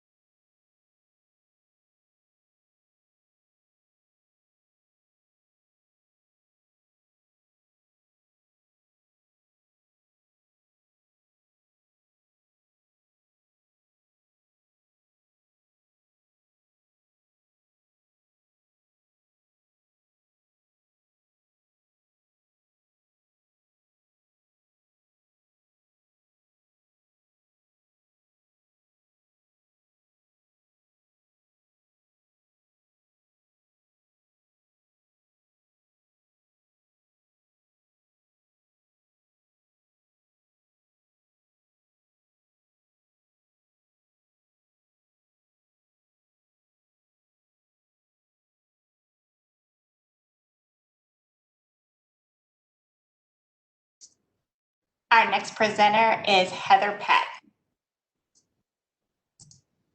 There you go, Heather. Thank you. Hi, all.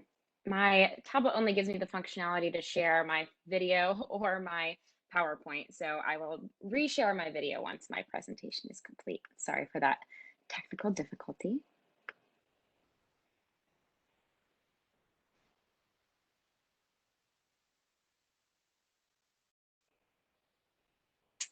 Okay. So, hello, my name is Heather Patton, and I have the privilege of working in Dr. Paige Anderson's Anxiety Research and Treatment Lab. Given that this is the first fully virtual Purc, it's fitting that this study is about internet-based psychotherapy. My colleagues and I examined the relationship between religiosity, spirituality, and attitudes toward internet-based cognitive behavioral therapy.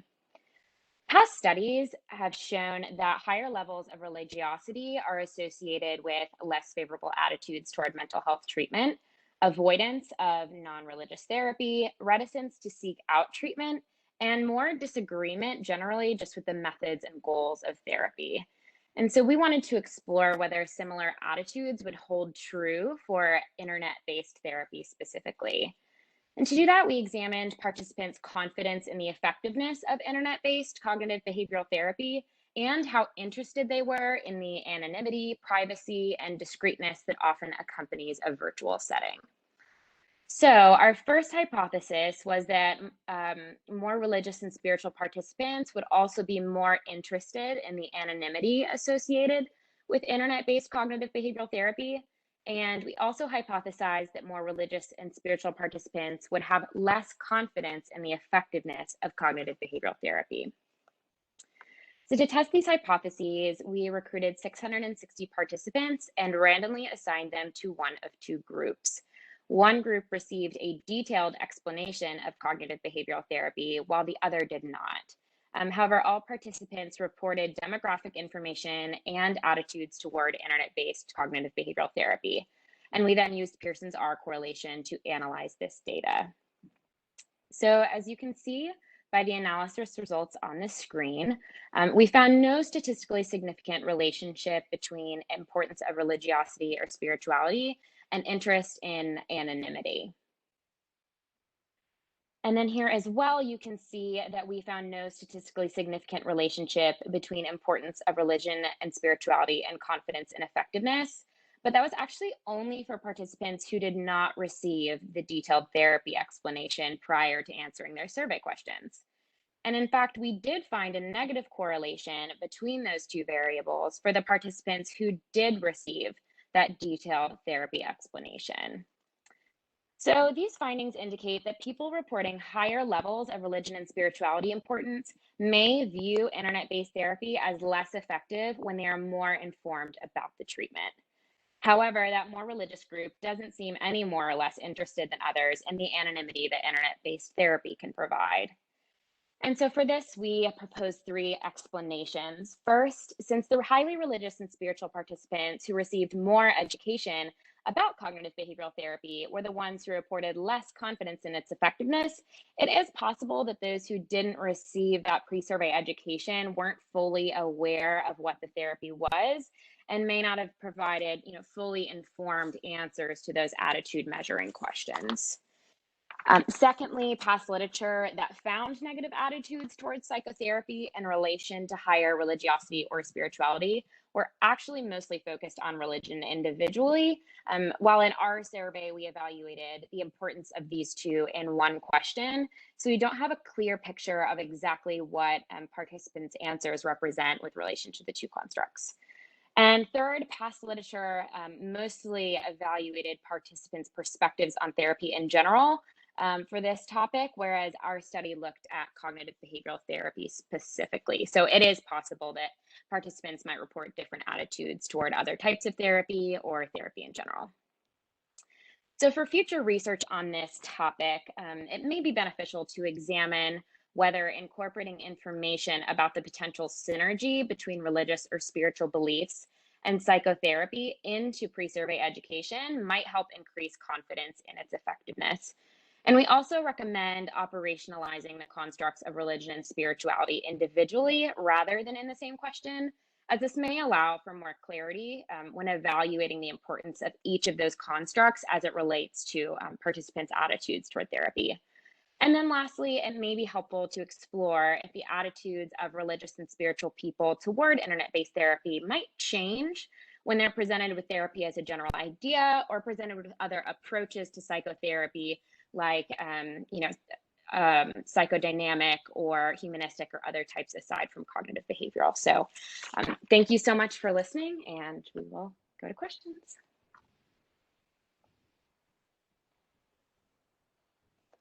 So great job. Very clear setup and description of the findings. So for the religiosity, spirituality, you said you kind of asked in one question. So what was the range, or like what was the question? Was it simply like how religious, spiritual do you find yourself? Yeah, so there was a series of questions in the demographics section that, first asked if they identify with any religion or spirituality in general, and they could pick from a list of common religions, and then there was a self-identify. And then just following that, the next question was sort of as you indicated, how important is your religion or spirituality to you? And they could answer on a range from unimportant to very important with, the various other answers in between. Thank you. I guess a follow-up question then. Do you think that, did you guys look at the difference between the different religions? So Christianity, Yeah. or Islam or Judaism, Right. or Yeah, atheism? that's a really good question. For this specifically, we didn't, but in the literature that I read prior to, running these analyses, the one thing that did stand out from it is that the one religion that did stand out as being more accepting and more, confident in or less sensitive to stigma about therapy was those who follow Judaism. So there were no other really interesting things I found in the literature about different religions, but that was one that stood out. So it would definitely be interesting moving forward. And in fact, the conclusions I found from this informed how we actually changed how we're going to evaluate religion and spirituality for our current study that's ongoing in the lab. And so the way that we parsed it out asked about, religion, and then asked how important that stated religion is to you, then asked about spirituality and the importance of that. So I think that'll give us a better idea, not only of, if people subscribe to a particular religion and the influence, but also the importance of that specific religion and not of, maybe some side spirituality that they have along with that religion. So I'm excited to see the results of that and be able to kind of parse it out more. Awesome. Great job. I have a quick question about like the explanation of the therapy. So you said like the folks, I think like the second result was really interesting. Like people who are highly religious that got the explanation actually like reported lower confidence. Like, do you think there's something about the way that the explanation was phrased that might like be particularly like not matched with those that are higher in religiosity? Like, do you have any like future directions of like maybe having different, like everyone getting an explanation, but like maybe different types of explanations and see which one is like a better fit? Yeah, that's such a great question. And I did think about that. I think it would definitely be interesting to see. Just for your reference, the detailed explanation included like 8 different sections of context for cognitive behavioral therapy, past uses, FAQs, just a lot of information. And then the other group received like one small paragraph that was just pretty much a definition of cognitive behavioral therapy. So there was a big difference between the two. And I think it would be interesting to see, on that spectrum across, different types, what might happen. I also think, I remember one study I read said something about how, cognitive behavioral therapy specifically focuses on very concrete, like this is your thought and it's maladaptive and this is how we're going to like work to change it. Whereas, so it's very concrete, right? Whereas some people, they're, especially at higher levels of religion and potentially spirituality too, it's not always so much about like fact and concreteness as it is about belief and just, kind of going with that. And so that particular study suggested that maybe there could be some friction between that type of therapy for highly, highly religious people, as they might, not really resonate as much with the methods that it uses. So it might be interesting to see different explanations of different therapies too in comparison to each other. Yeah, awesome. Thank you. So that was a really nice presentation, and I have sort of a speculative question for you. And I'm sorry I had to drop out of being an attendee and come into the panelist, so I missed the middle part. But do you think that there would be any change to, or I guess, do you think there's any possibility that this relationship might emerge more strongly, given that so many religious folks are now doing services that are online? And so they're engaging more through two-dimensional interaction with pastors, ministers, and so forth. I mean, I'm not sure that it would be sufficient enough in this short term, but if we were to stay in the COVID environment another year, could you speculate on what that might mean if people were more open to other kinds of online experiences? I think that's such a good question and definitely something I would love to explore. I think that it would be interesting too because although we are saying like people are more interested or more accustomed now maybe to more internet-based things, so maybe they would be more comfortable if their religious experiences online doing other things like that online as well. However, I would also wonder if people stayed as connected to their religion throughout this time just because they weren't able to have that in-person experience and they weren't able to sort of like be in that environment. I'm wondering if maybe people who before would have identified as highly connected might even be less at this point and how that might influence it as well. So all of those are really interesting questions. Thank you. Thank you so much, Heather. Thank you.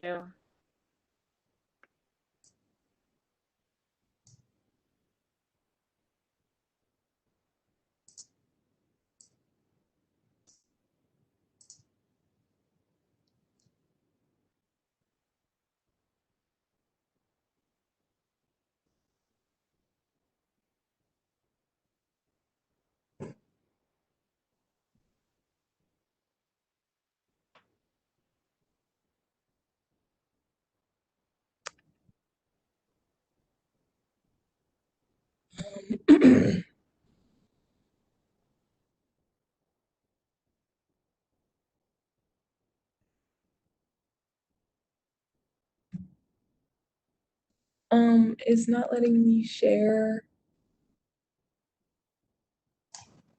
You won't share until it's time to start. Oh, my bad.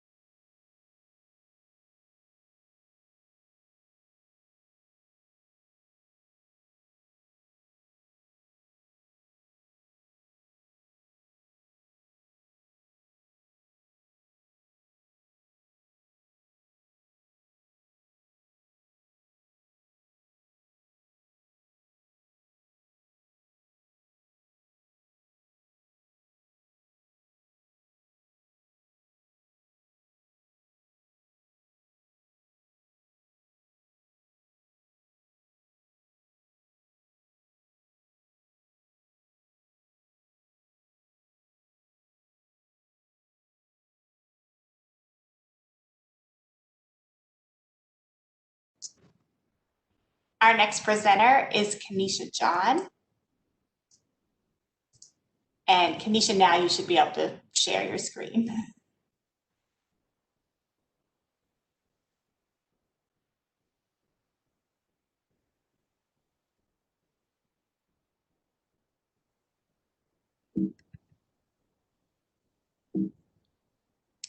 Good afternoon, everyone. My name is Kenisha John, and I'll be presenting my presentation on how negative content of hallucinations and schizophrenia is not related to auditory and emotional brain connectivity.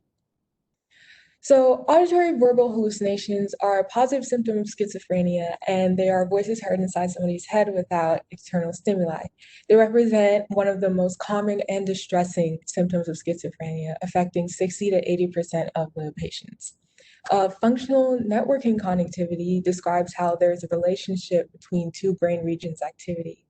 And we are particularly focused on the superior temporal gyrus, the hippocampus, the insula, and the amygdala's FNCs, functional networking connectivity, and how they relate to a schizophrenic person's total negative content and distress item scores on assessments.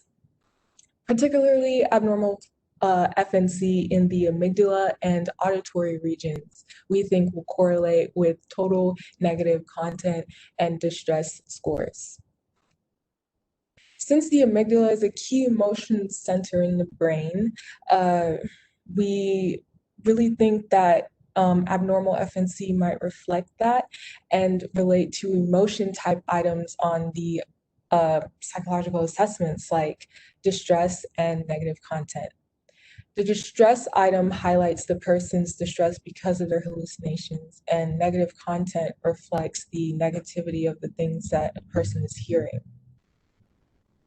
For this study, we have 30 participants. 13 are from Cabby Atlanta Scanner in Georgia, and 17 are from Cobre Scanner in New Mexico, for a grand total of 30 participants. The inclusion criteria for this study was that the participants had to have a schizophrenia diagnosis, that to have adequate MRI resting state scans from one of the two sites, and they had to complete the CIRATs for auditory hallucinations to verify that they have auditory verbal hallucinations.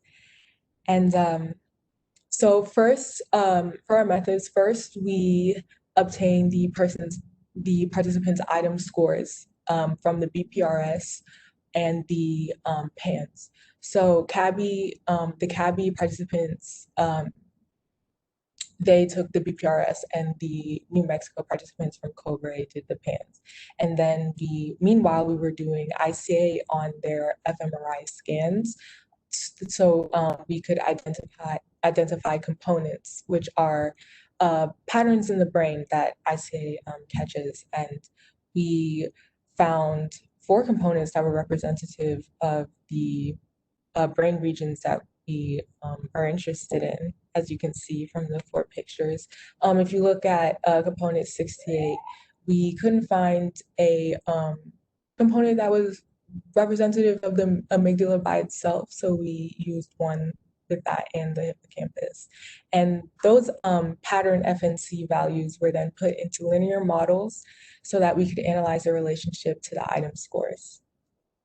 So for our model, the dependent variable was the item scores, total negative distress, or total distress and total negative content.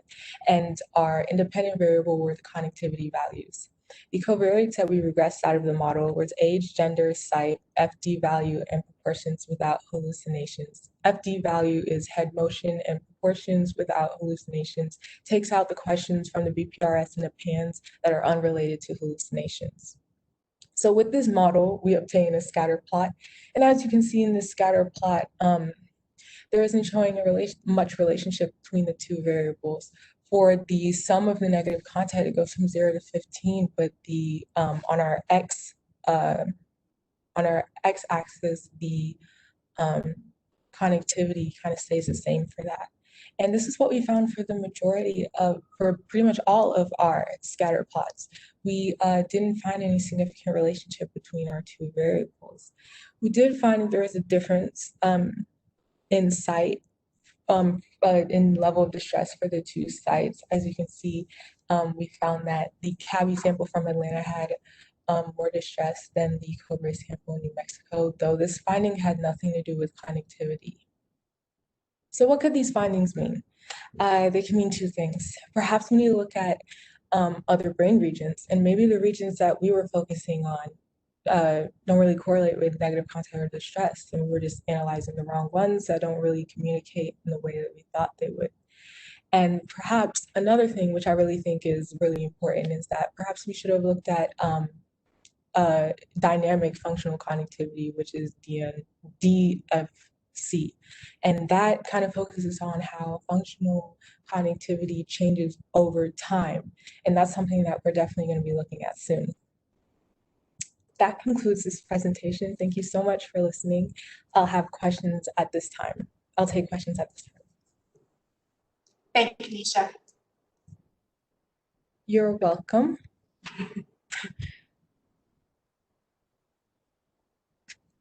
Hey, so thank you. That was a really awesome presentation. Thank you so much. Yeah, I can't say that neuroscience is my background, so I appreciate the way that you really clearly explained through things from a layperson's perspective. One thing I noticed from your really beautiful graphs, looking at the difference in distress between the Atlanta and the New Mexico sample, was that they not only differed on the level of distress, but they also differed on the variability. So the New Mexico sample seemed to just be more variable than the Atlanta sample. I'm sure you already looked at it, but did you see any relationships between connectivity and your other variables separately for each of the samples? Yes, we did look at that, but we would do that in R, but we didn't really find any significant relationships. So we were looking at other items on the UPRS and the PANS and relating it to the connectivity, but that really wasn't our area of focus, as you obviously know from our hypothesis. But yeah, we did look at that. We did. We looked at all different types of aspects, but I thought it was really important to talk about the two content scores of focus. So yeah. Yeah. Thank you so much for your Thank you. Appreciate it.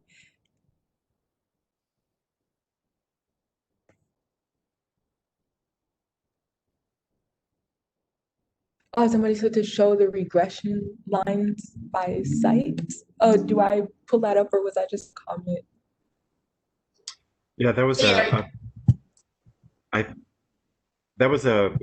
an idea I had, that if you're worried about differences across sites, that same scatter plot with the regression line that you showed, you can do that same thing with separate lines by site. That's noted. We were trying to do that, but I didn't know if it was because site, it was just zeros and ones. It was categorical because of.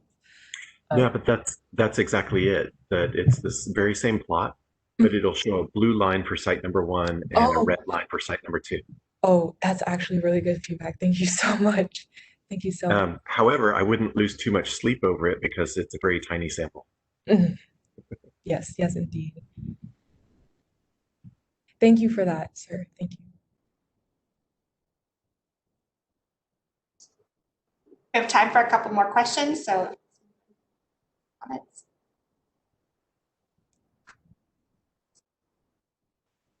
So yeah, if I could follow up.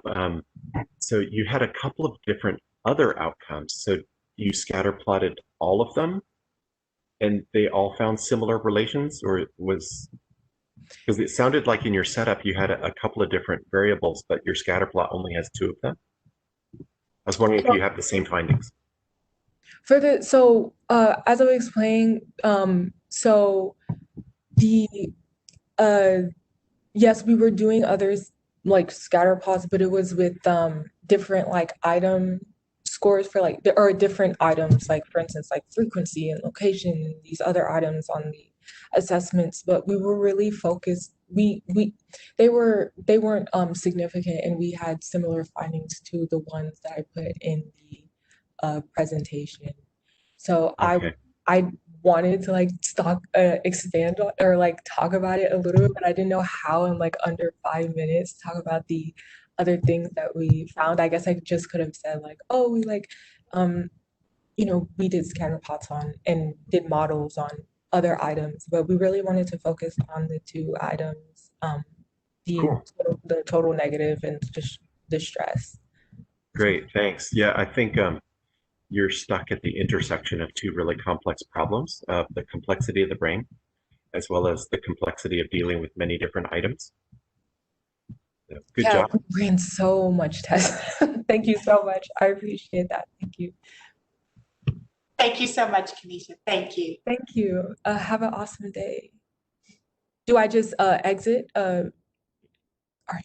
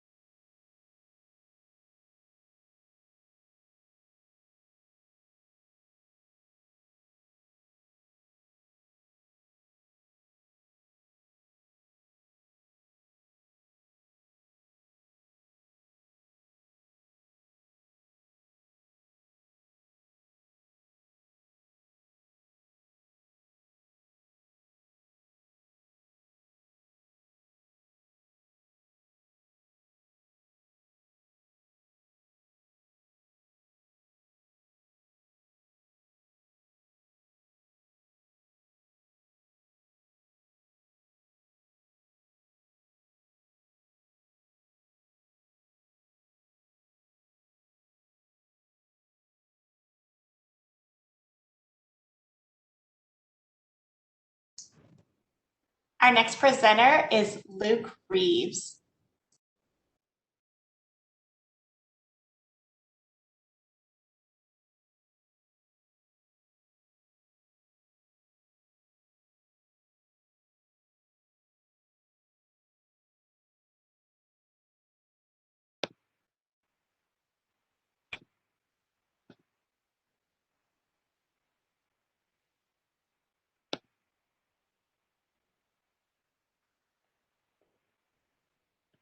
Hello, can everyone hear me?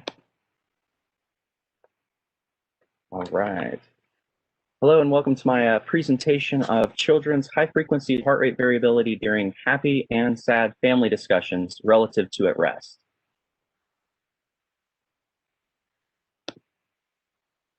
Our study seeks to research further into family conflict and behavioral measures through measuring children's physiological changes to help us understand reactivity of the nervous system. We are using electrocardiograms to measure high-frequency heart rate variability to help us understand interplay between the parasympathetic and sympathetic nervous systems from a top-down approach. We wanted to study high-frequency heart rate variability because it has been thoroughly researched that lower high-frequency heart rate variability signifies lower parasympathetic control of sympathetic reactivity. Based on Bouchain's study in 2015, we expected that our participants would experience a mobilization of sympathetic nervous system because it is more related to self-focused negative emotions. Therefore, we hypothesized that high-frequency heart rate variability will be lower when participants discuss disappointing their parents relative to all conditions.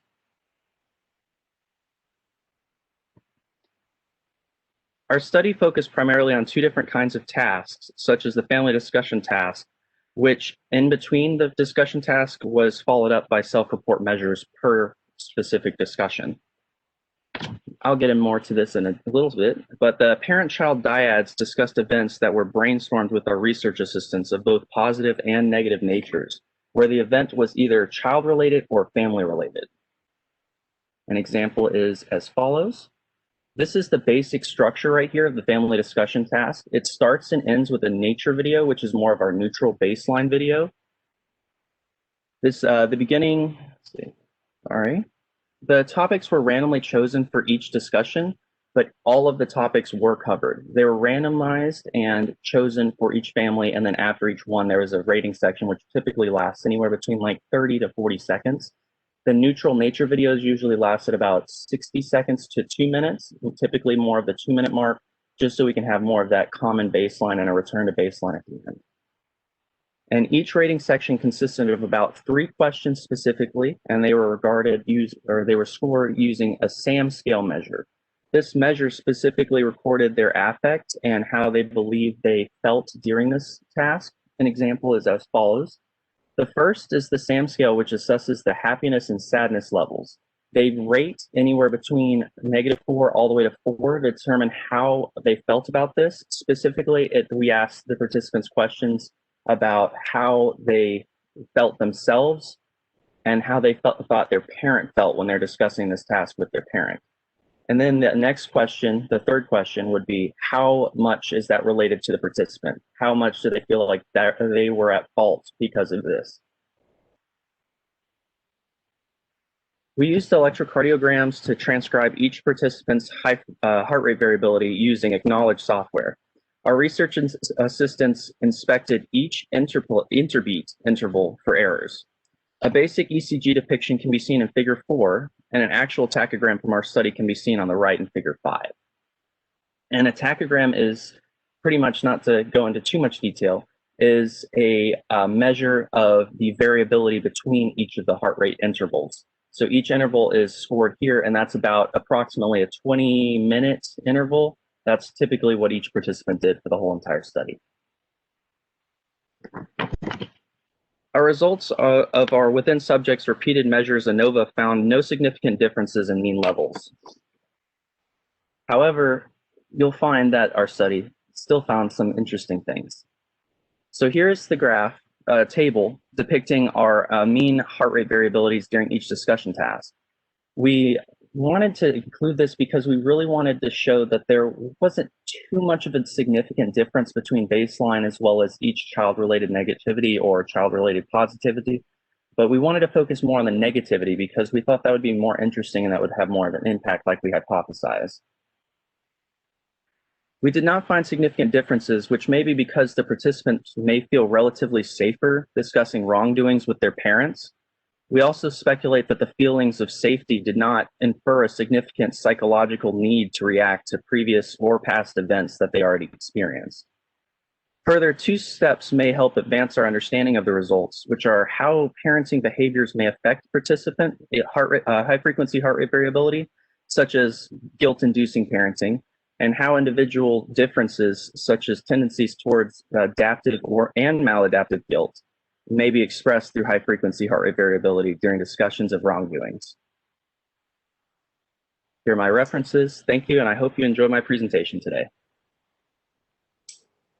Thank you. We can take questions now. So I have lots of questions, but I'll restrict myself. I think that's a really cool study. Thank you for presenting that. Just a couple of things. Could you just tell us a little bit about how well your scales worked in terms of the reports of the children about parental disapproval or your blame rating?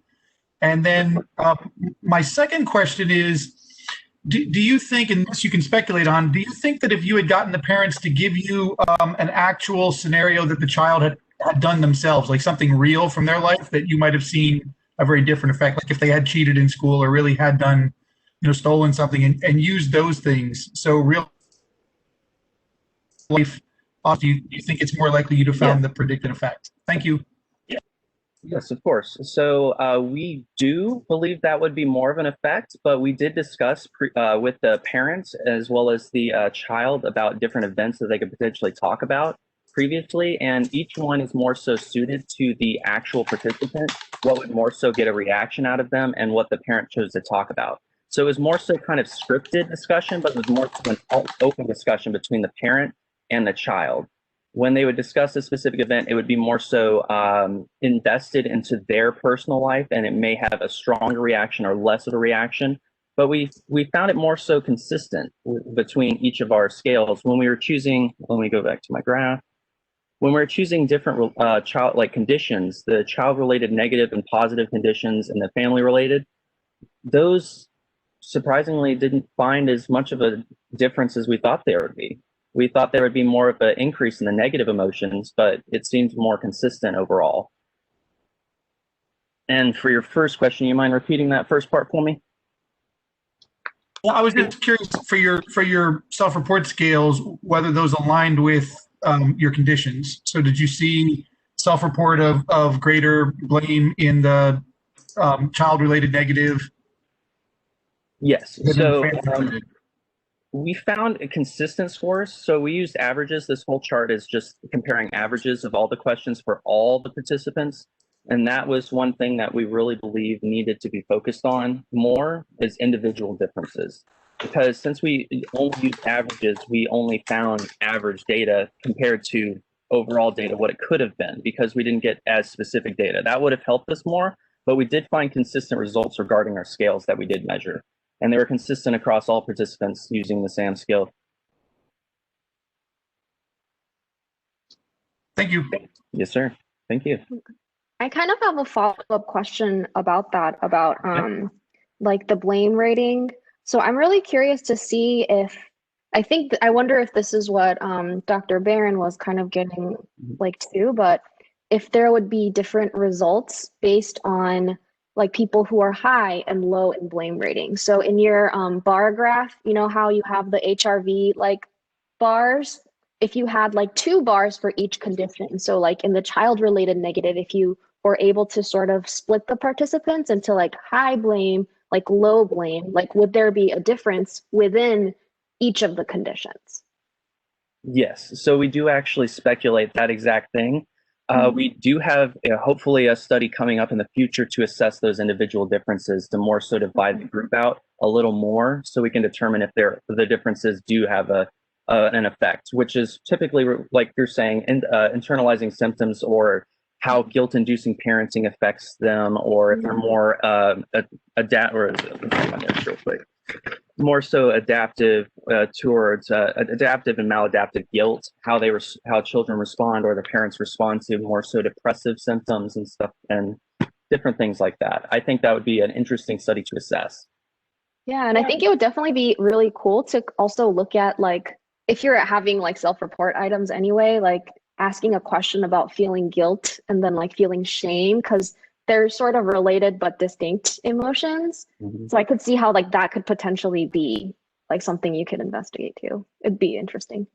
Definitely. That's what my study is trying to advance for my grad student I'm working with on this project. She's focusing on guilt-induced effects on her on the children in this specific study regarding her thesis and her data. So it's what we're really looking forward to working with soon. Cool. Thank you. Thank you. We have time for probably one more quick question if someone has it. Yeah, I can jump in. So I was wondering maybe your thoughts, and this is speculative, but maybe the difference between, so we're talking about this sort of guilt and blame and shame, and sort of the physiological reactivity those things are going to induce in children. And so I wonder if you might speculate about a difference between guilt-based parenting that's more punitive and guilt-based parenting that's more appropriate, right? Because feeling guilty is effective when used appropriately, right? Rather than oh, you spilled your milk on the couch, how dare you, right? Like that's punitive versus you kicked your little brother, that's a problem, right? Like so there are different sort of levels to sort of how parents might use blame more appropriately or less appropriately, right? Yes, sir. And we also believe that when we were assessing the study, we wanted to have more of a consistent measure. So we chose events when we discussed with the participants and their parents, how more so like a generalized event, trying to stay away from a kind of, what's the word? Emotions that are more so centered around a stronger emotion, more so like negative related kind of blame and sadness and depression. We tried to stick more towards extreme emotions that are more felt by the child. We wanted to stick with that so we can get more consistent results, but we did do more so general ones. That's why we have a couple different rating sections for the family negative as well as child related. An example probably would be for the family related or family related negative would be, say, their dog died or something like that. And for like child related negative, it would be they like failed a test in school or they did pretty poorly on an assignment that they were supposed to do or they didn't take out the trash when they were supposed to. We try to keep it more so generalized, but not as strong sometimes, just so we can have more consistent measure. But I do agree that is very interesting that we should definitely try to focus on different parenting styles as well, not just guilt-induced parenting. Thank you so much, Luke. Thank you.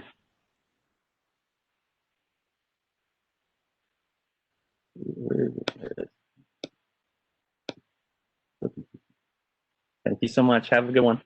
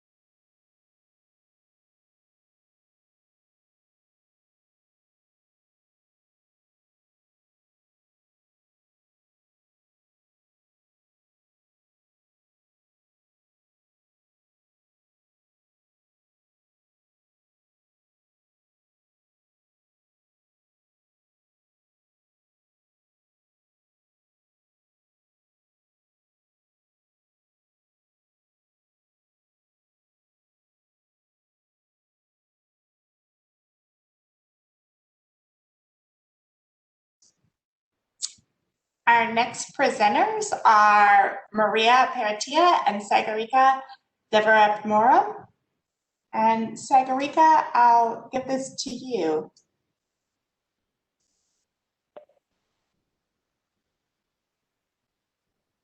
Yeah, I'm gonna share my screen, but I'm not sure that Maria is here yet. So I'm just gonna send it out until. Yeah, she is not. So we can wait a moment, and then if you want to go ahead and start. Okay.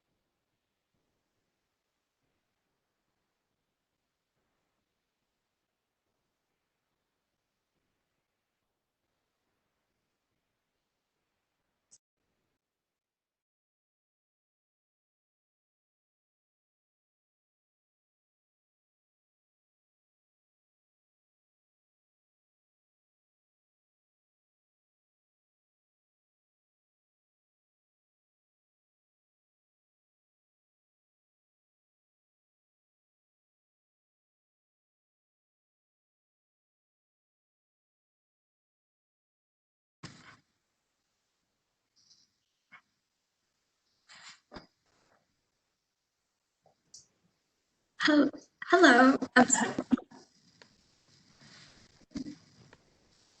Can can you hear me? I'm sorry, it's a little laggy. Yes. Maria, did you want to be the one to share the screen, or Sagarika? I can share the screen. So I was just having some connection issues. There we go. Okay.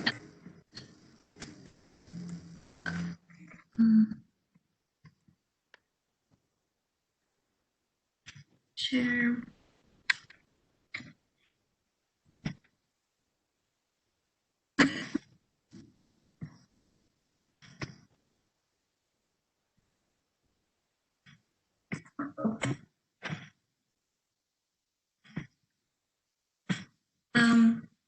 Okay.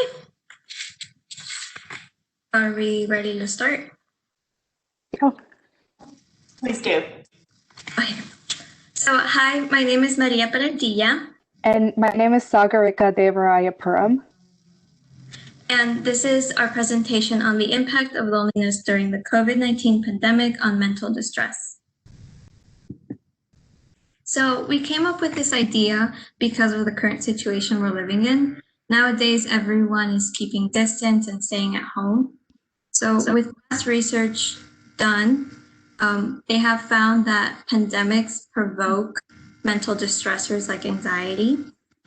In 2015, there was this research done on the Middle Eastern respiratory syndrome coronavirus, where they hypothesized that isolated individuals would experience or would rate higher levels of anxiety.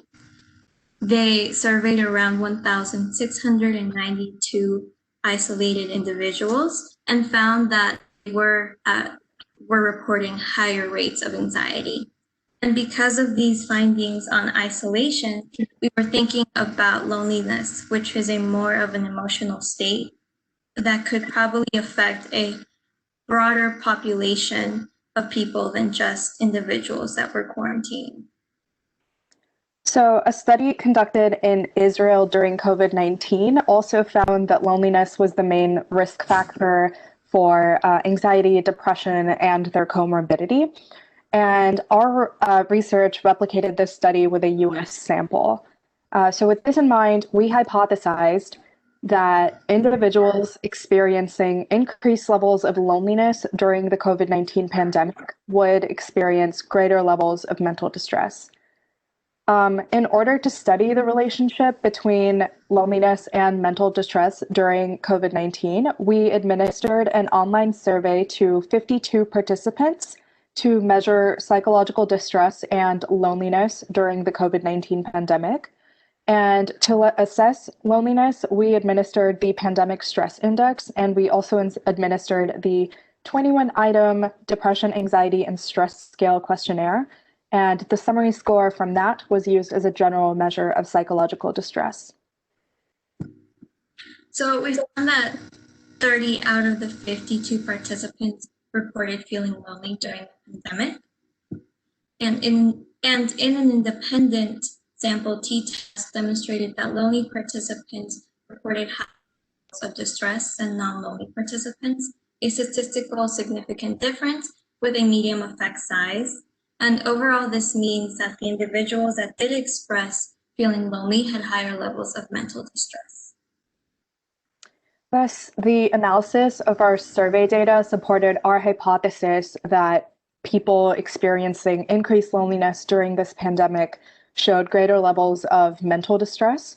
And this demonstrates a need to study the psychological impacts of COVID-19 further and emphasizes the need for mental health care during this time. Over the course of the year, with social isolation protocols in place, people have had to adapt to how they function on a daily basis. We see that here with Purc being adapted to a virtual format, for instance. We've also seen video games such as Animal Crossing and Among Us gaining popularity as a means of social interaction and entertainment during this time. Based on our findings, it may be useful to consider these avenues to meet and maintain social relationships to address these increased experiences of loneliness. Tailoring current mental health treatments to this concern of loneliness by encouraging individuals to engage in support groups or reach out to friends and family virtually, for example, is essential.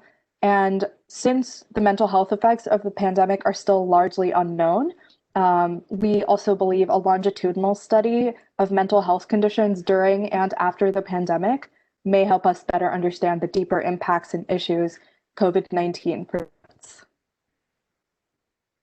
Thank you. Thank you. Thank you. And our presenters can take your questions now. Hi, thank you for a great presentation.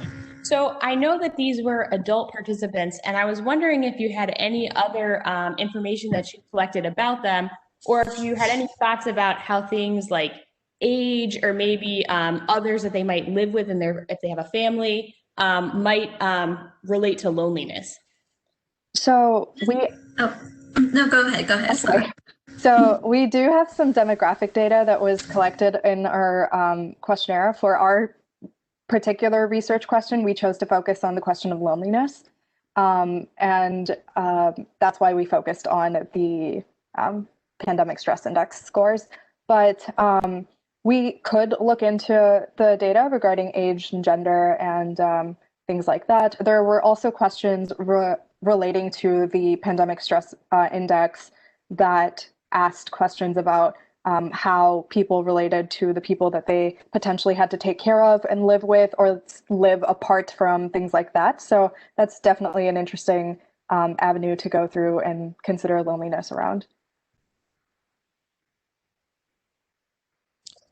I have a quick question about your measurement of loneliness. Maybe I just didn't catch it. Was that like a forced choice? Are you lonely? Are you not lonely? Or did you do like a median split to create those two groups? So based on the measurement of loneliness, it wasn't necessarily directly measured. It was under a question from what are the impacts during COVID-19, and it was part of one of the answers you could put down. So there was other factors involved, like maybe financial cost. It wasn't directly measured. In the sense that, just to add on to what Maria was saying, yeah, the question was more like, what are you experiencing during COVID-19? And like Maria mentioned, it's like financial stress and loneliness and other factors. And it was sort of just like check all that apply. And so loneliness was the measure that we were looking at. Gotcha. Thank you. Yeah, I think this was a really interesting question, and it's really clear that it was driven like primarily by you all, which I think is really neat. Do you have all of the responses on the pandemic stress index? Like the entire scale or just the loneliness item?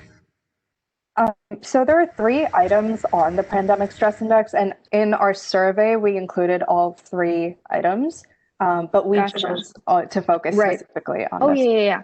And I think like that was definitely like your goal because your goal was to look at loneliness. I think like if you're just, I mean, you should only test things that you've hypothesized, obviously, but I think it would be really interesting to look at like a regression model. And if you have the other things there and you like put them all in the model, and if loneliness, like the strongest predictor amongst like all the other predictors of psychological distress, that would be like a really like a stronger argument for like loneliness being a strong predictor of distress. So I think that's something that you could definitely do at this point, and that would be really cool.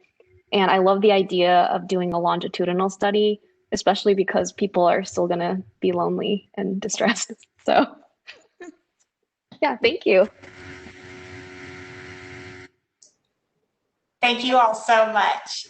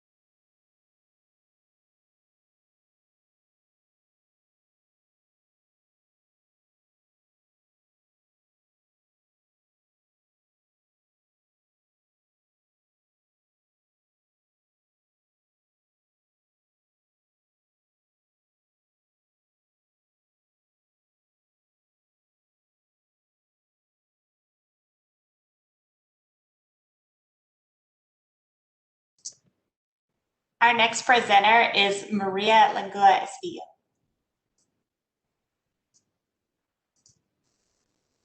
All right, Maria.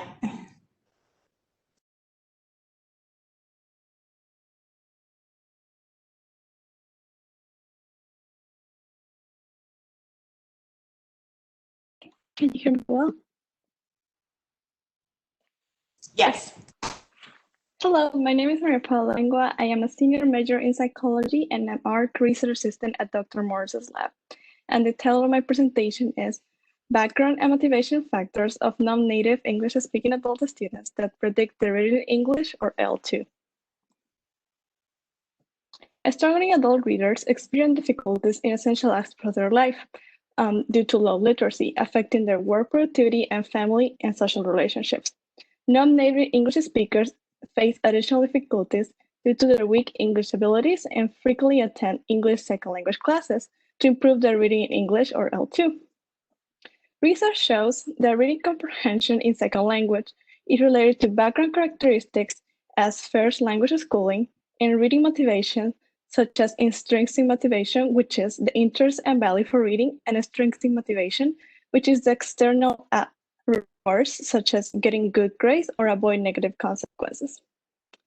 Our first hypothesis was the second language learners will report more intrinsic and extrinsic motivation factors for reading, and then they will achieve higher reading comprehension.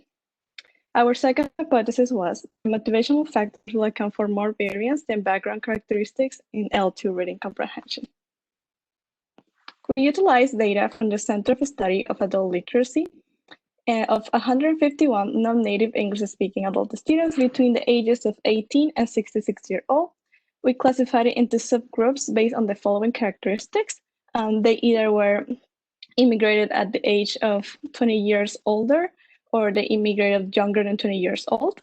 They also, we classify into years of residency. They either have more than 10 years living in the US or less than 10 years in the US. Also, we classify in the first language level of schooling. They either had more than a high school diploma or less than a high school diploma. We use 3 intrinsic motivation measures and 3 extrinsic motivation measures to measure the reading motivation. And we also use the RISE, also known as the Reading Inventory and Scholastic Evaluation, to measure the reading comprehension in English. And we use 2 subtests. The first one focus on reading comprehension. It asks them to read a passage and respond in their understanding. And the second one is a multiple choice. They have to complete a sentences in the passage. We ran a Pearson moment correlation with all the variables, and we got a small significant correlation with some extrinsic variables such as perceived difficulty and avoidance of reading. They are negatively associated with reading comprehension, such that as the students perceive less difficulty and they avoid less reading in English, they achieve higher levels of reading comprehension.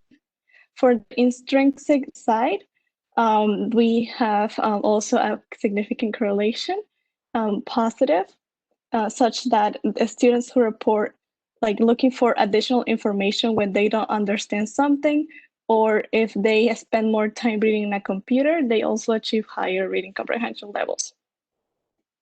Based on the significant results, we decide to run a multiple regression to see how these all variables can predict reading. We got also a significant result mainly for the first language schooling, and we also report a little bit of variance in here. Our results conclude support what was expected. The previous leader, the both factors were correlated with second language reading. And strength information were correlated with the rise. However, the multiple regression account for a little variance in reading comprehension, which was 40%. Although our results did not support what was expected, this finding might be related to some limitation in the study, such that the questionnaires were not appropriate for second language readers, such that the examiners conducted orally in English and they might not have been able to understand them correctly. Future development with this line of research might help impact the structure and instructional focus of second language classes in order to develop higher levels of literacy and improve the quality of life of immigrant adults. Thank you. Thanks. You can ask questions now. Hi, so thanks for the presentation. I had a quick question about the regression table. I might have missed something from the correlation in the previous one because of all the acronyms, but were intrinsic and extrinsic motivation not included in the regression table, like the regression model? No, they were included. We include only the intrinsic variables and also the background characteristics. The intrinsic motivation were reading in the computer and also looking for additional information. And the extrinsic were perceived difficulty and avoidance of second language reading. Gotcha. Okay, so you didn't find that they were significant predictors after controlling for the other things? Yes, correct. Okay, thank you. Yes.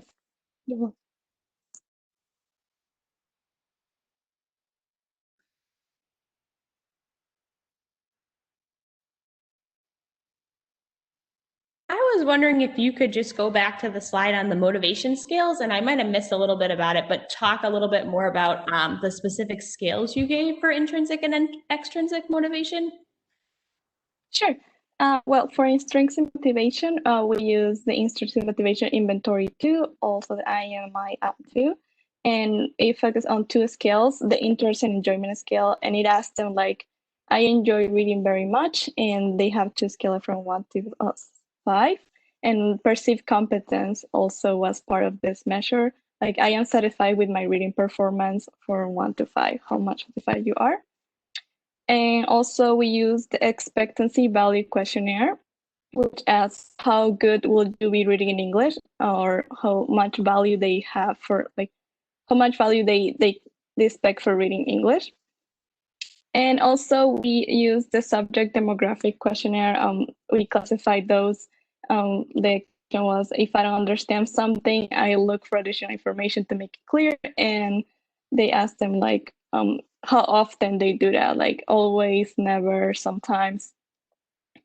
And similar to that, we choose the how often do you spend reading in the computer. Again, asking like always, sometimes, often. And the extrinsic motivation, we use the reading pattern survey, and the question was, will you say that you avoid reading in English? And it also say like never, always, sometimes. We also choose a subject demographic questionnaire, and we select what is your job, if they have a job that might require them to read in English, and either say yes or no. And we also use the reading motivation scale, or RMS2, and only for that scale we only use the perceived difficulty. Do you make a lot of mistakes in reading? Thank you. Okay. I'm just going back to the questions. Do you like, I'm looking at like the language in your abstract about like the drive to excel in school and work and like avoiding negative consequences, like not getting a job. And do you wonder if like the questions were phrased kind of like the way you have them in the abstract, you might have seen that the motivations had had like stronger predictive power? Sure. We think that one of them, the one that is avoiding reading in English, we think that it was basically asking like how motivated they are, and if they are not that motivated, they're probably going to avoid reading English more. There was not a specific question if they were looking for a job, but we choose for the strengthening, we choose that to classify what type of job they had. So if they have some job that require them to read in English, they might be more motivated to learn compared to people who don't have to read English. Gotcha. Thank you. Thank you. So caveat, I know nothing about this area of research, but I'm wondering if something like a community, like being embedded in a community that speaks your first language might impact some of this as well. So I think about, I went to graduate school in South Florida, and you could live your entire life in Miami never learning to speak English and you'd be perfectly fine, right? And that gets at extrinsic motivation, I think, but it's a little more focused, right? It's more about community, having a sense of community around your original language. And so I'm just wondering what your thoughts might be about like teasing those two things apart, because extrinsic motivation for employment or getting good grades in school might be very different from the sort of extrinsic factors of having a community, a cultural community. Yes, I totally agree with your thoughts. I believe that extrinsic motivation is really open to all those things, and there's people that really living in communities where they only speak like a Spanish. They probably don't have that much need to learn how to speak English compared to people who live in other states where there's not many Spanish speakers. I think it would be interesting to look how community affects also your motivation.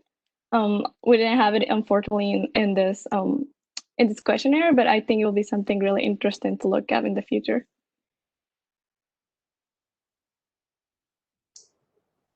Thank you, Maria.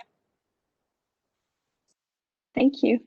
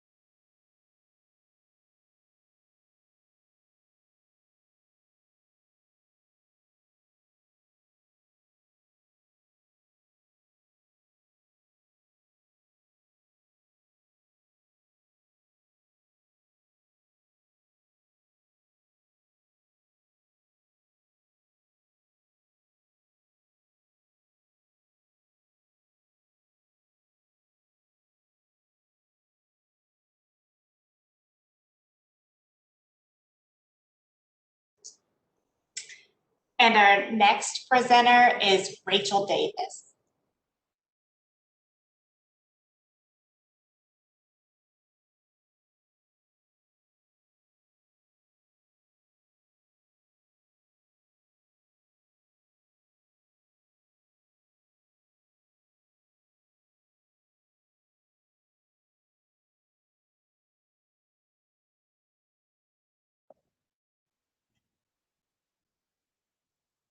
Hi everyone, I'm Rachel Davis. I'm a senior majoring in math with a concentration in statistics, and my project explored the effects of parental involvement on broad and specific dimensions of psychopathology in adolescence.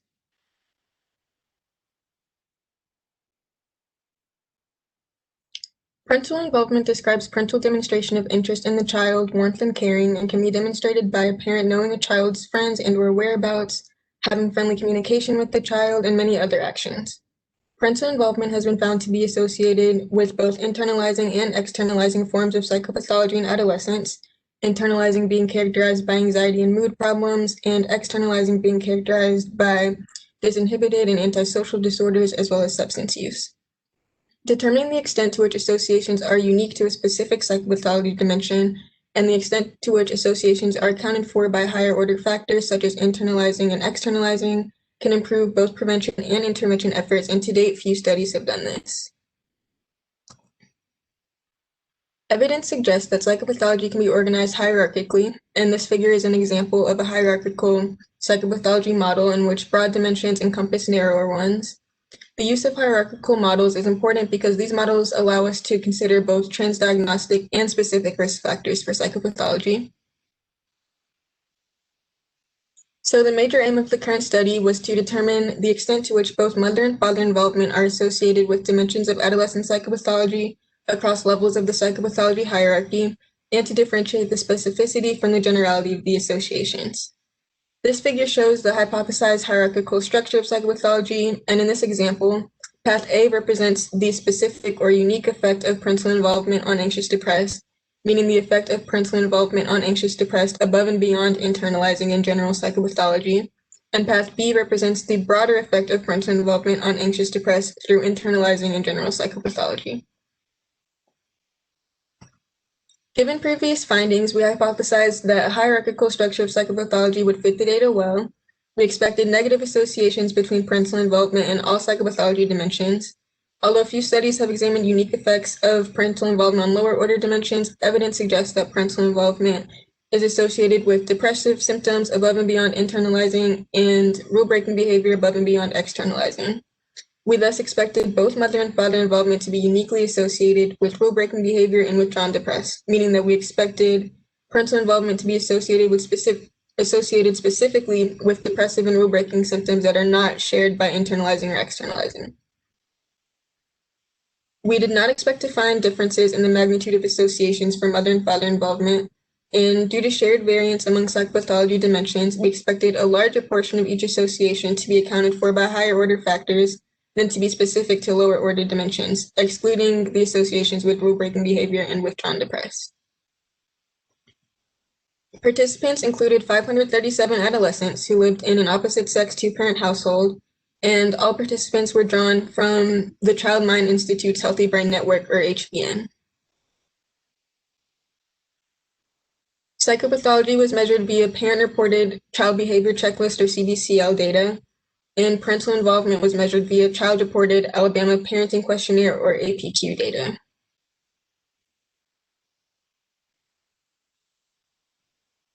So this table displays correlations between mother and father involvement and adolescent psychopathology dimensions, and you can see that both mother and father involvement were significantly correlated with aggressive behavior, rule-breaking behavior, somatic complaints, thought problems, withdrawn depressed, externalizing, internalizing, and general psychopathology.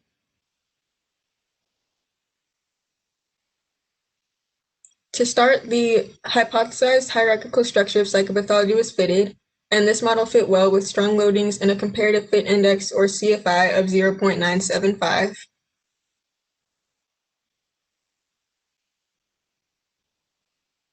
Next, a one-factor mother involvement model was fitted, and this model also fit well with the CFI of 0.907.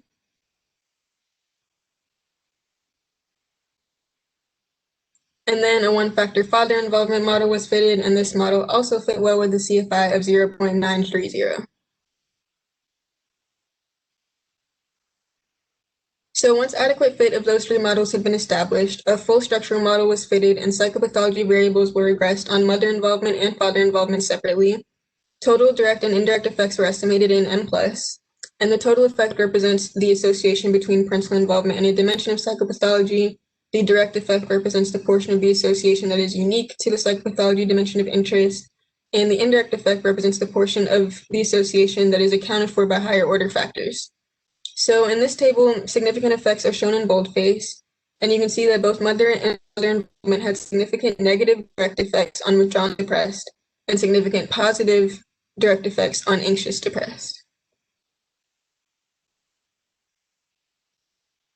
No significant direct effects were found on the externalizing side of things.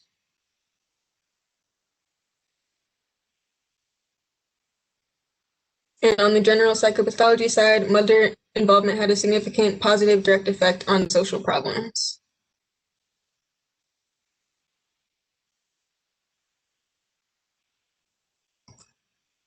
Significant direct effects on internalizing and externalizing were not observed, and since general psychopathology is at the top of the hierarchy, its total and direct effects are the same.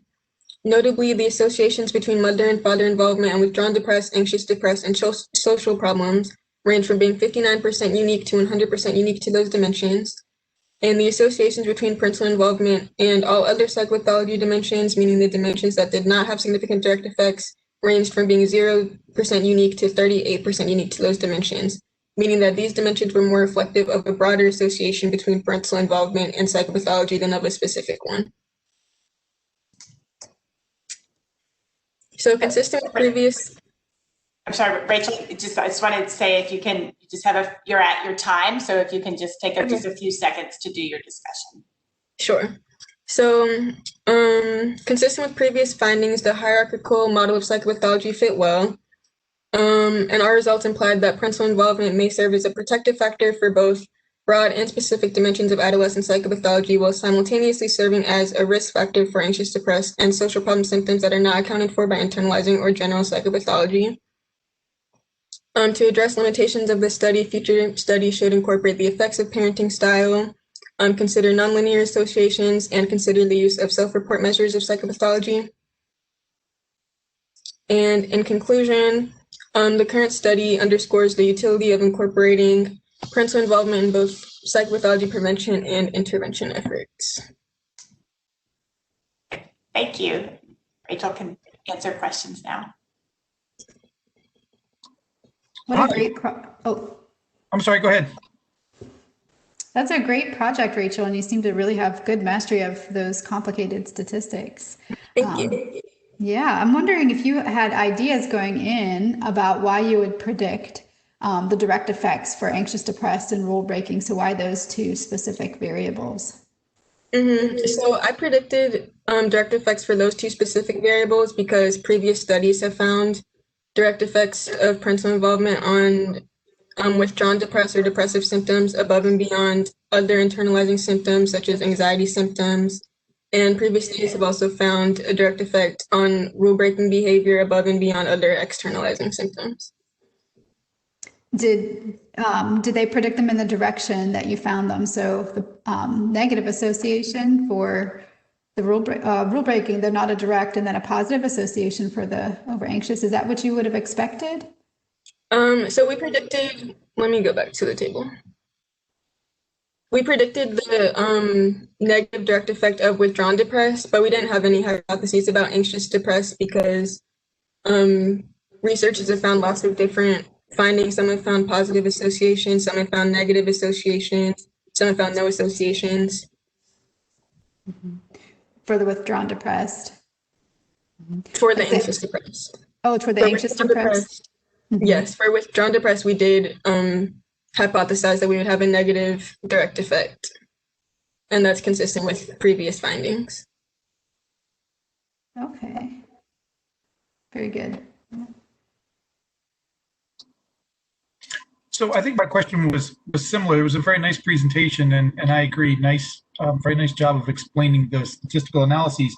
I was just curious about that relationship between mother's involvement and anxiousness and depression. And it sounds like you just sort of answered that, though, that it's just inconsistent in terms of the results that are in the literature. So you found it here, but not everybody finds that. Is that accurate? Yes, that's accurate. So few studies have looked at direct effects of anxious, depressed above and beyond other internalizing symptoms, but of the ones that have, no one has really found direct effects, but as far as looking at just general associations, people have found positive effects, negative effects, no effect. It's very all over the place. Okay, thank you. You're welcome. So I have a question about the measurement of involvement, maybe just to sort of clarify. So is the measure set up where a high score on involvement is always quote unquote good? Or can a high enough score on involvement start to signal like the overbearing parent, right? Where a high score might actually start to become, negative for the adolescents. Right. A good question. That's something that I was thinking too. We use the Alabama Parenting Questionnaire to measure involvement, and it seems as though it's set up so that if you have the highest score, which I think it's a scale of 1 to 5, that would be considered a positive thing. But researchers haven't really looked at what specific level of involvement is positive and at what point does it get to be negative. They have found associations between over-involvement and anxiety and other negative outcomes, but it's hard to tell at what point parental involvement becomes parental over-involvement. And this specific measure that we used didn't really account for that. Great, thank you. Thank you.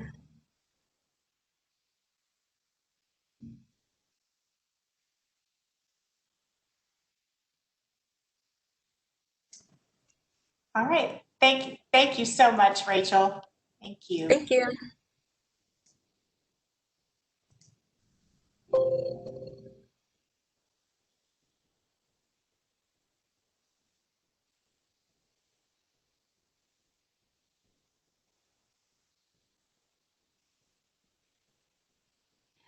So this marks the end of the virtual psychology undergraduate research conference. And for those of you who were here today, thank you to the attendees for coming. The presentations were fantastic today, and we are very proud of everyone who presented today, especially given the very unusual nature of this semester. We're very proud of you. Thank you again to the attendees. I also want to give special appreciation to Torres Wilson, who is the events coordinator for the College of Arts and Sciences at Georgia State. And I also want to thank all of the psychology faculty who served as judges. Awards will be announced next week at some point, and we'll also have a recording of the event available through the department. Enjoy your afternoon, and thank you for your participation.